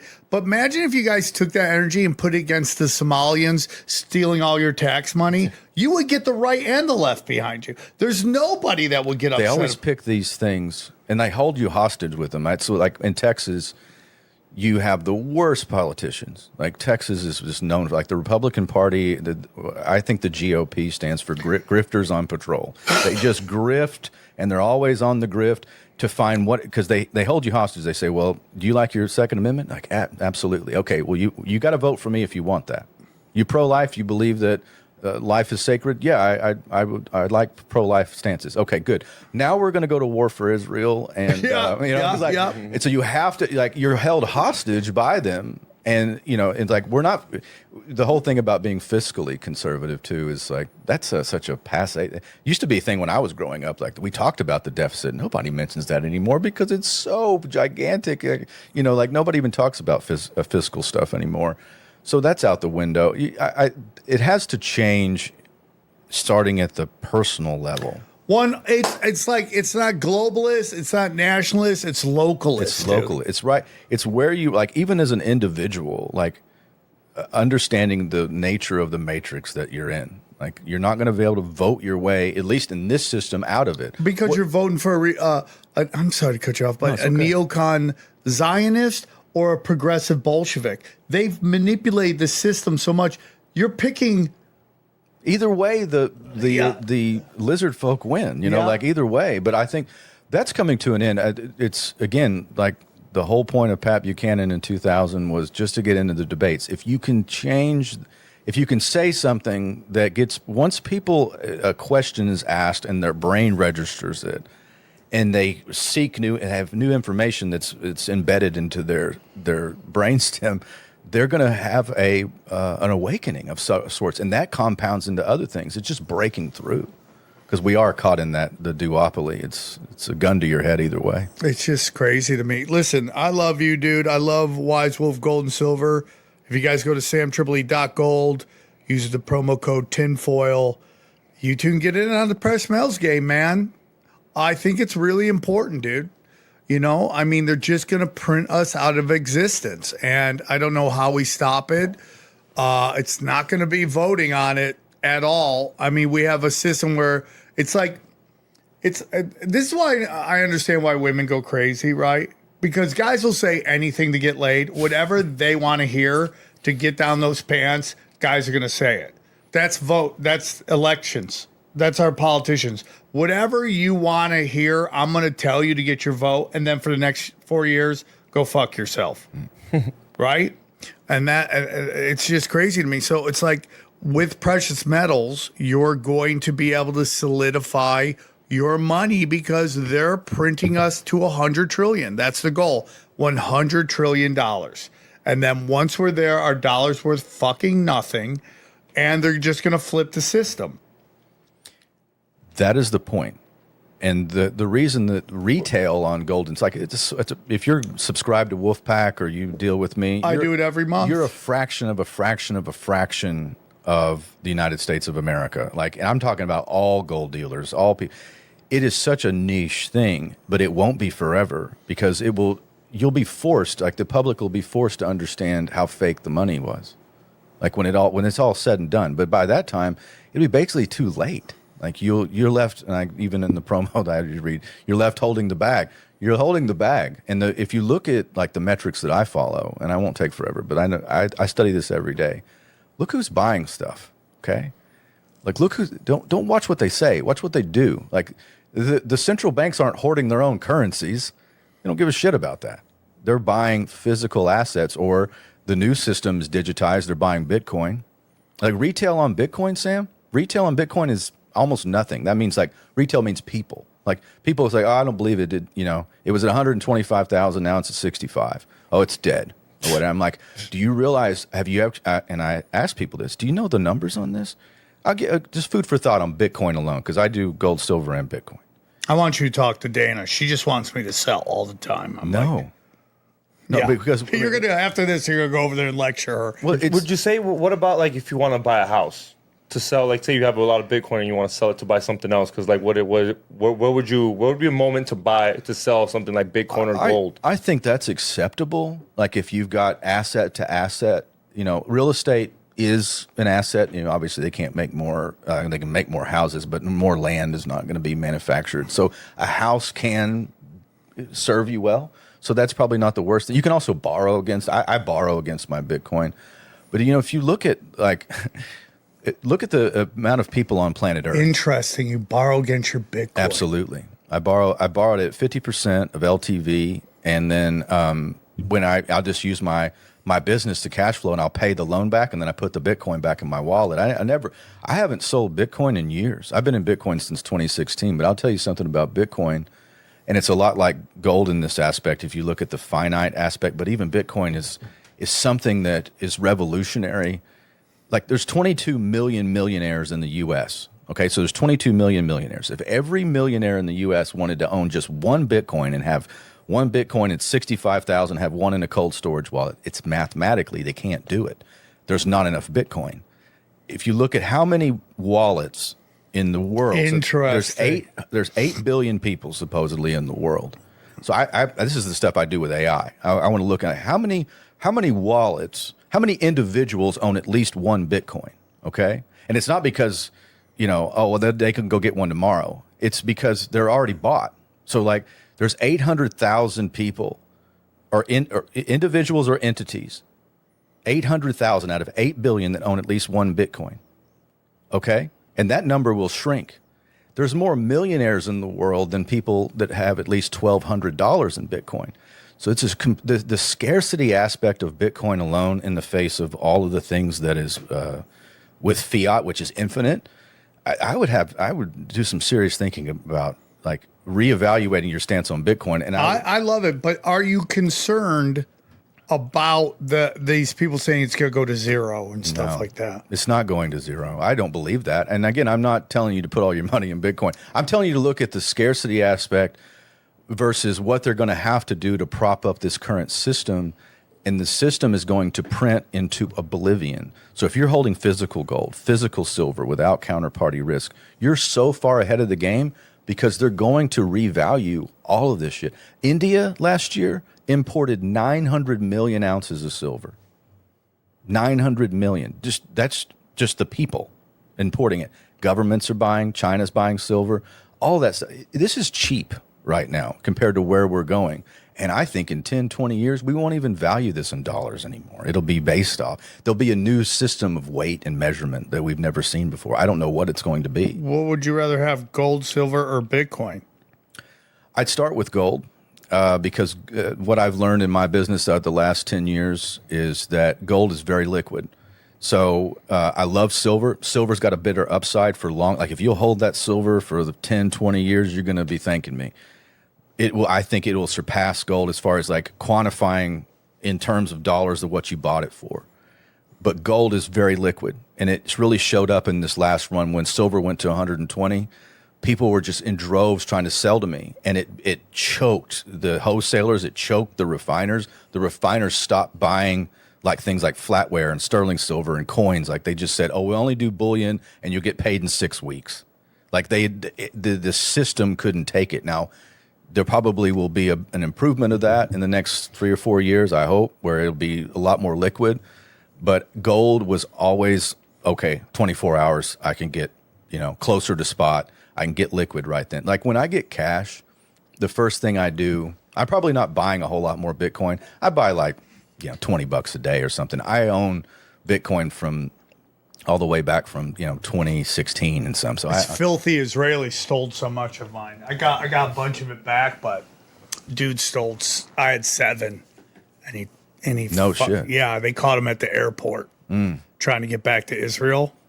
He's in jail, but he'll probably be out soon, and then fuck him, go back to Israel. And then you had that. It's not a perfect. It's not. I love what Bitcoin's done to wake people up, so the younger generation, to what fiat banking is and central bank, all that stuff, and the power structure. I'm glad they did that. It's not perfect, but my first choice is always going to be gold, physical gold to hold, because I think it stabilizes. It is money, but I love the scarcity aspect of Bitcoin. Like when you would look at the numbers, you're like, wow, that has to go somewhere. Like for it to not go somewhere would be. And maybe it goes to zero. And by the way, I've already told my audience, anybody that knows me, I'm like, I'll ride this bitch to zero. Like I will not sell. I'm the same way. Listen, I've also said this about crypto. if they're going to get us to buy in to the digital currency, they have to have these cryptos blow up. They have to get people excited about it. Because if Bitcoin goes to zero and everyone's like, what the fuck? How are you going to get them on US, whatever the coin's going to be? How are you going to get them to buy into it? I'm telling you, you're going to see a surge in all the cryptos. Now, listen, we had it so good, dude. You remember that Wild West of meme coins, and we were all making money parabolic. off. We're buying Cum Rocket and making fucking $5,000. We were kings and we didn't even know it, dude. But the point is, like, I believe maybe not in the meme market, but I believe there's going to be a run on crypto. If only they have to get us into crypto. Now, someone said the reason that they've been killing the crypto market because we're extracting so much wealth from their system. But if they're going to move us into the new system, which is crypto, they got to have it pop off. And you just want to be able to be there to grab that money. Now, if let's say you got let's say Cum Rocket goes off again, right? And you want to sell, don't sell it into US dollars. Flip it into Bitcoin. Right. Would you buy the American crypto, like the American dollar crypto? Would you be on top of it? Be the You first may thing not you buy? have a say in that. I mean, you eventually won't. You eventually will get direct deposit off of it. But do you think you'd jump on it like the second, trying to get that That's thing what they off say of Bitcoin? XRP is going to be. I don't think that what they do make will be a public-private partnership. If you notice, by the way, if people think that alternative media can't do some good, I remember I was one of the first people talking about central bank digital currency, CBDC. I didn't think anybody was listening. All of a sudden, a lot of people, and I don't think I had any hand in it, but I was talking about it early. And now it's not a thing anymore. Like it's such a bad brand, the central bank digital currency. So they're like, okay, we're going to do something different. There's no CBDC. It'll be worse because they'll do what is a fascistic system. They'll do public-private partnership with stable coins. So stable coins are stable. So you won't have like buying into a stable coin isn't going to go parabolic. It's not going to be like a meme coin or Bitcoin back in the day. I also think that they're building a lot of their systems to support whatever the Bitcoin network is. Like a lot of the fiat banking elites, even Larry Fink, head of BlackRock, goes to Davos about a year ago and says, "Hey, Bitcoin's going to 700,000." Now you think he knows something? That's Larry Fink, right? And he's launched the ETF. The exchange traded fund for Bitcoin, the most successful one ever, most successful ETF. So I would really pay attention to what they're looking at too. Do as they do, not as they say, right? They are. They ain't even saying it though. Yeah, and but it's saying it to Davos people. It's not coming out, doing an infomercial to the public saying, "Hey, by the way, your savings dwindling. You should get into big." They're not saying that. They're going and telling others that are other banksters. So. Something to watch out for. It's interesting, man. And everyone got excited when they were getting into it, but it's also a great way to manipulate it. Buy a bunch of it, sell it high, buy it low. So I mean, people just start freaking out. I held on a lot of coins, and maybe I shouldn't have been a holder the whole time, but I've never sold a Bitcoin, never will sell Bitcoin, no matter what Dana tells me. She's all, we've lost so much money. I'm like, it's a long game, man. Just ride it, dude. There's a company, I'll tell you who it is after the show. You can probably get them to sponsor you. You can loan it against your Bitcoin and they'll hold it. And your Bitcoin is not reallocated. It's just in your wallet. This isn't a secure wallet, and you can borrow up 50% against it. I think that's cool if you believe that, because I think that it's funny. The first time that Bitcoin went to 100,000 is right before I went on the show back in 24 here, when we were recording over in Hollywood, and it hit 100,000 right before I walked in the studio, and we had an interesting conversation that day. Do you remember? We talked about you asked me what the second Trump administration was going to be about, and I told the story of Croesus, the Lydian king, the first person to ever coin gold. I'll shorten it, but I should find the clip. It's at like 52 minutes in. I thought about it afterwards. I don't know why. You asked me what the second Trump deal was going to look like, and I told that story. And that Lydian king back, 3,000 years ago, wanted to conquer Persia, So he sent out and he found an oracle. He's like, tell me the future. So he showered the oracle with gold, and he said, what happens if I invade Persia? Because I want their gold. Oh, yeah, I remember this. And the oracle said, if you invade Persia, a great empire will fall. And it was his. Yeah. Right. Yeah, It was like Twilight Zone consequences. Like he didn't clarify which one, but he just took it as I'm going to be a victor. And he lost all of his gold, lost everything, and the Persians conquered.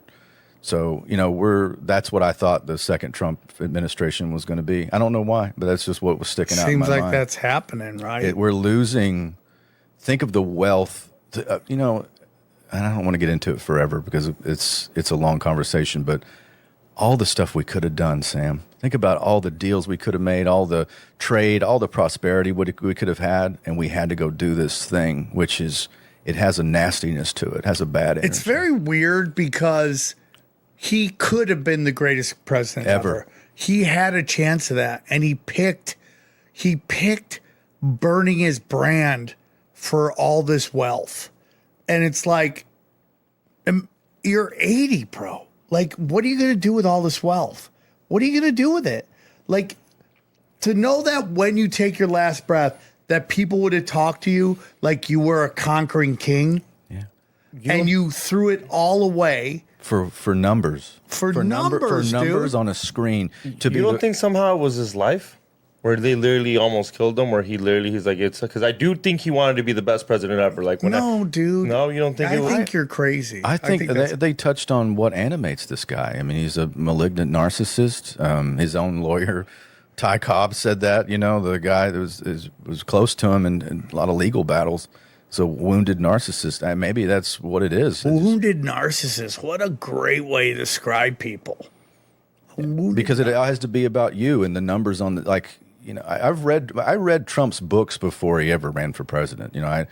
And some of the ones I read, he has an affinity for always going backwards. Like he will always attack the past. Like anybody that's wronged him, instead of just building, like you could have just been 10 times as wealthy, focusing on the future. And I don't know what. I mean, obviously, there's so many things tied to why we went to war with Iran and just had this. I mean, we're running out of missiles, and we got Pete Hegseth, and we changed the Department of Defense to the Department of War. I mean, it's bizarro land. Yeah, and he could have been the best. And he could have been the best. And he could have. We all would have been prospering. We all would have been doing great. And instead, he chose darkness, dude. And it's like, look at the Bushes. Like, I'm sure they're still living well, but that brand is dead. You couldn't get a Bush anywhere. Nope. You couldn't get a Clinton anywhere. And they've made it so their kids can never enter any of their kids have to forge their own way. I mean, and now they tried to run a Latino Bush in Texas. I know. And he got his dick kicked in where there's Mexicans everywhere. Yeah. George P. Bush. Yep. And he got his ass kicked and he lost. The brand is fucking dead. And look at Dick Cheney's daughter. She just ran out of fucking town. And now every time she shows up, everyone just thinks she's a stupid, person because of what her dad did. And and it's like such a, we always want to say live in the moment. And I get that in certain ways spiritually. But man, you guys lied, cheat, steal, and killed. And now your kid's brand is fucking dead. They have to go and become a fucking normie. They can't follow in the family business in any way because your family business was death and destruction. It really lends some of the wisdom to, the psychopathic path of politics where you get the psychopaths and the sociopaths rise to the top. Then I think about like some lowly PFC serving in the military. You tell that kid, you're going to have to break in that door. We got to go take out so-and-so, he's dealing weapon, whatever it is. That PFC is going to go do it, risk his life or her life or whatever. And you think about just that small act, you might never hear if that person gets killed. So that courage exists on the bottom level, but it doesn't exist hardly ever anymore at the top echelons. And when people say, well, maybe they threaten his family, and I'm thinking, well, maybe you threaten them back. Maybe you just do it anyway. And I think that's what was happened to JFK. And honestly, something I think you touched on this are talking about. It's a weird thing going on with Nixon right now. The revisionist history. Well, I've studied his life for many years, and my favorite movie is Oliver Stone's Nixon. I've really delved into his life. There's something weird about what happened to him that never happened again. It's like he touched something when they got rid of him. Like he was the only president to ever resign. So there is something with that. So I agree with you that it's weird they're pulling him out now. I never thought I'd live to see where we be talking about tariffs and shit. Like when I ran for Congress, I didn't think any of this stuff. We passed through this rabbit hole where stuff that I thought about and studied really hard. Like when I was just nobody talked about it has been talked about now. But yeah, Nixon I think touched something with the CIA, with Kennedy. There was something, the mob. There was something in there. And he had this weird, competition with dead JFK in his mind, and he really liked Jack Kennedy. They were friends, the Jack Kennedy, they were really good friends.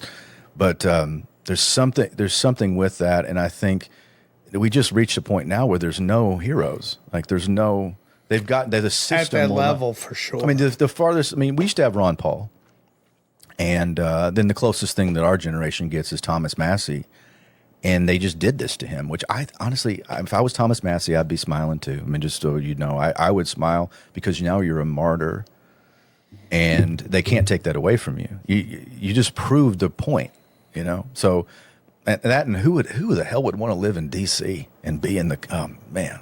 I'm going to ask you one last question. Okay. It's kind of a weird way to end the show, but I love it. So there is this belief right now. The only people talking about a new 9/11 happening is the Zionists. I find that very interesting. They've been doing this for the last 18 months or so, saying that they've got intelligence that something's going to happen and something's going to. They got lots of chatter. We've got intelligence. We read our own emails. Yeah. But it's interesting to me because I think what the desired goal is that they want to be able to pin it on Iran. But going back to some of the stuff we've been talking about today, the brand is dead. And I think if it does happen, you will see instantly people will go, it's Israel again. What are your thoughts on that? Because I feel like they've played all their cards and they got no hands to play. And yeah, they'll probably do this traumatic thing because they live off of trauma, and they'll get that initial fucking rush from everyone being traumatized because lizards feed off our anxiety. But I don't feel it's going to get the people. There will always be retards go, we got to get them back for this. But I think the majority of people are like, we know who did it and who's going to do it. And that's why TPUSA is kind of dying right now, because everyone thinks Israel took out Charlie Kirk. Well, and that's a good example. So you take the Charlie Kirk assassination in a microcosm and then just make it bigger. So when Charlie Kirk kicked off, everybody goes, I don't buy the whole trans supporter guy murder thing, right? I don't buy Tyler Robinson. That's at least almost every circle that I follow was like, I don't buy that. Whether he had something to do with it or he's a patsy or something, they don't buy it. So just take that and expand it.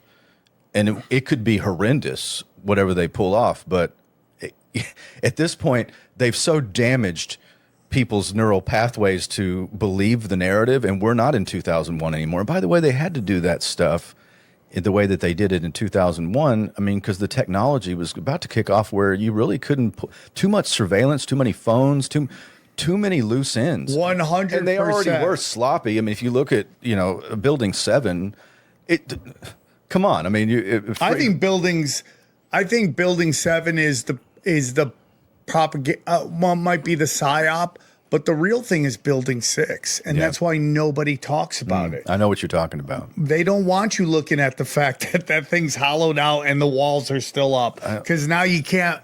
What, did a plane go like that? How does that fucking happen? I think that Building 7 was the target of Flight 93.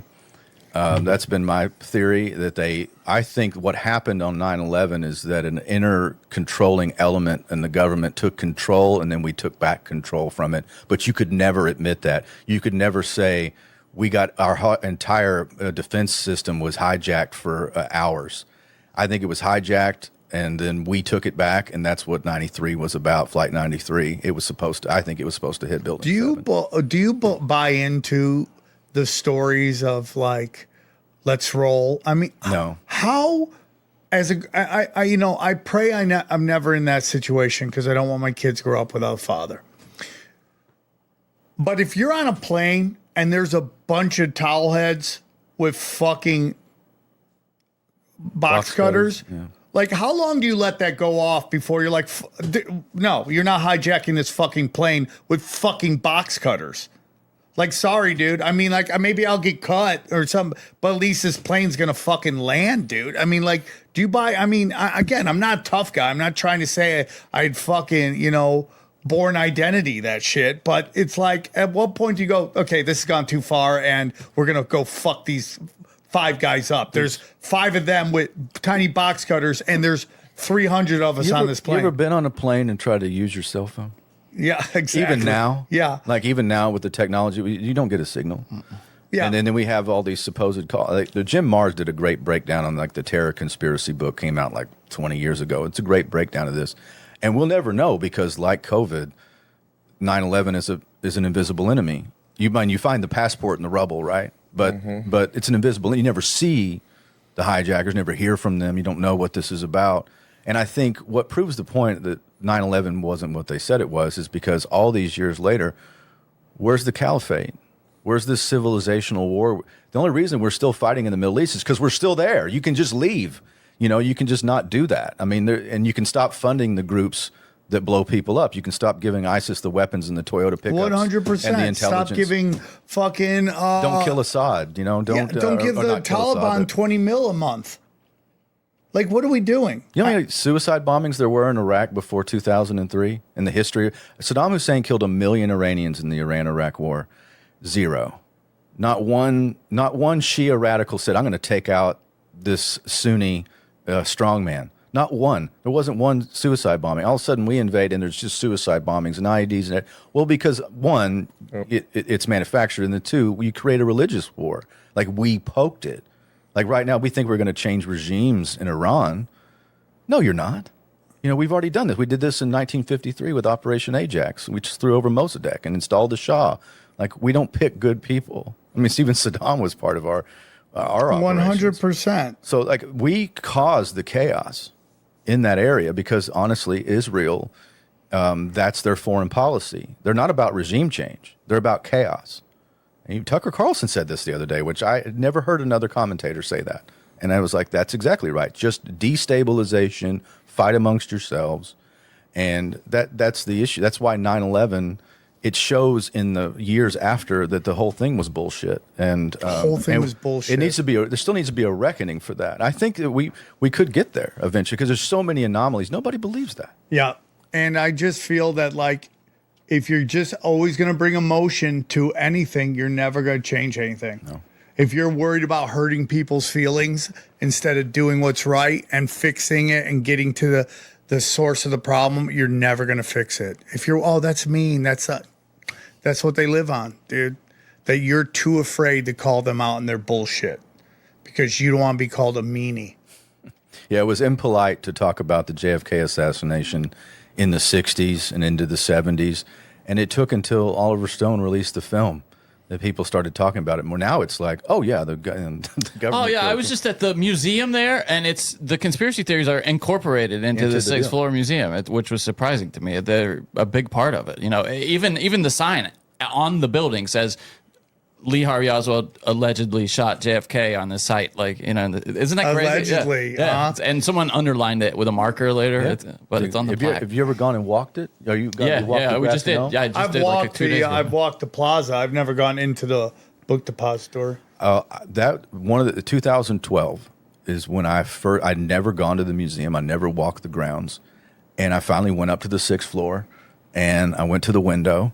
And I looked down and I saw where he exits from Houston onto Elm, that's where you get the term "a nightmare on Elm Street." I don't know if you knew that. Really? Oh, really? Yeah, that's where it's in popular culture. It's a nightmare on Elm Street because they changed the parade route at the last minute. So that's another weird why didn't Oswald take the shot where he's coming straight on? Straight down Houston, which is turning into Elm, which goes down. And I would never forget, I was 32. I walked up there and I looked down and I go, holy shit. I realized how hard of a shot that was. 3 bolt action shots in less than 6 seconds.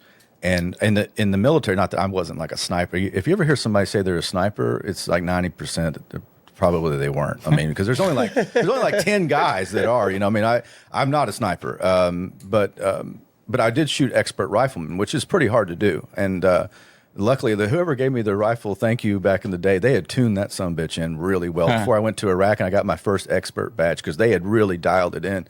And this was back in the day before like sights, you know, like you had just open sights, hard sights, iron sights. And I shot expert, and I shot it with a gas, like half of it with a gas mask on. So I was like, oh, I'm a decent shot. And I looked at that and I said, I couldn't do that shot. And I don't know anybody that could. And then I went to the grassy knoll and I looked and I saw the trajectory of the X back and to the left. That's perfect. That is the shot. Right when you can get away from the train station? Yeah, I mean, yeah, because if you look at the Zapruder film, and if you see some of the pictures that day, the grassy knoll, it has the trees over it, and it's got that picket fence, and supposedly the person, the shooter, had like a trench coat on, like people that and everybody died. By the way, they did such a good job. Oh my God, it's amazing! Like the guy who was in the tower, the Vegas shooting, killed all the witnesses. The towers that was still up there is still in place, like the train tower that would watch like the trains come in.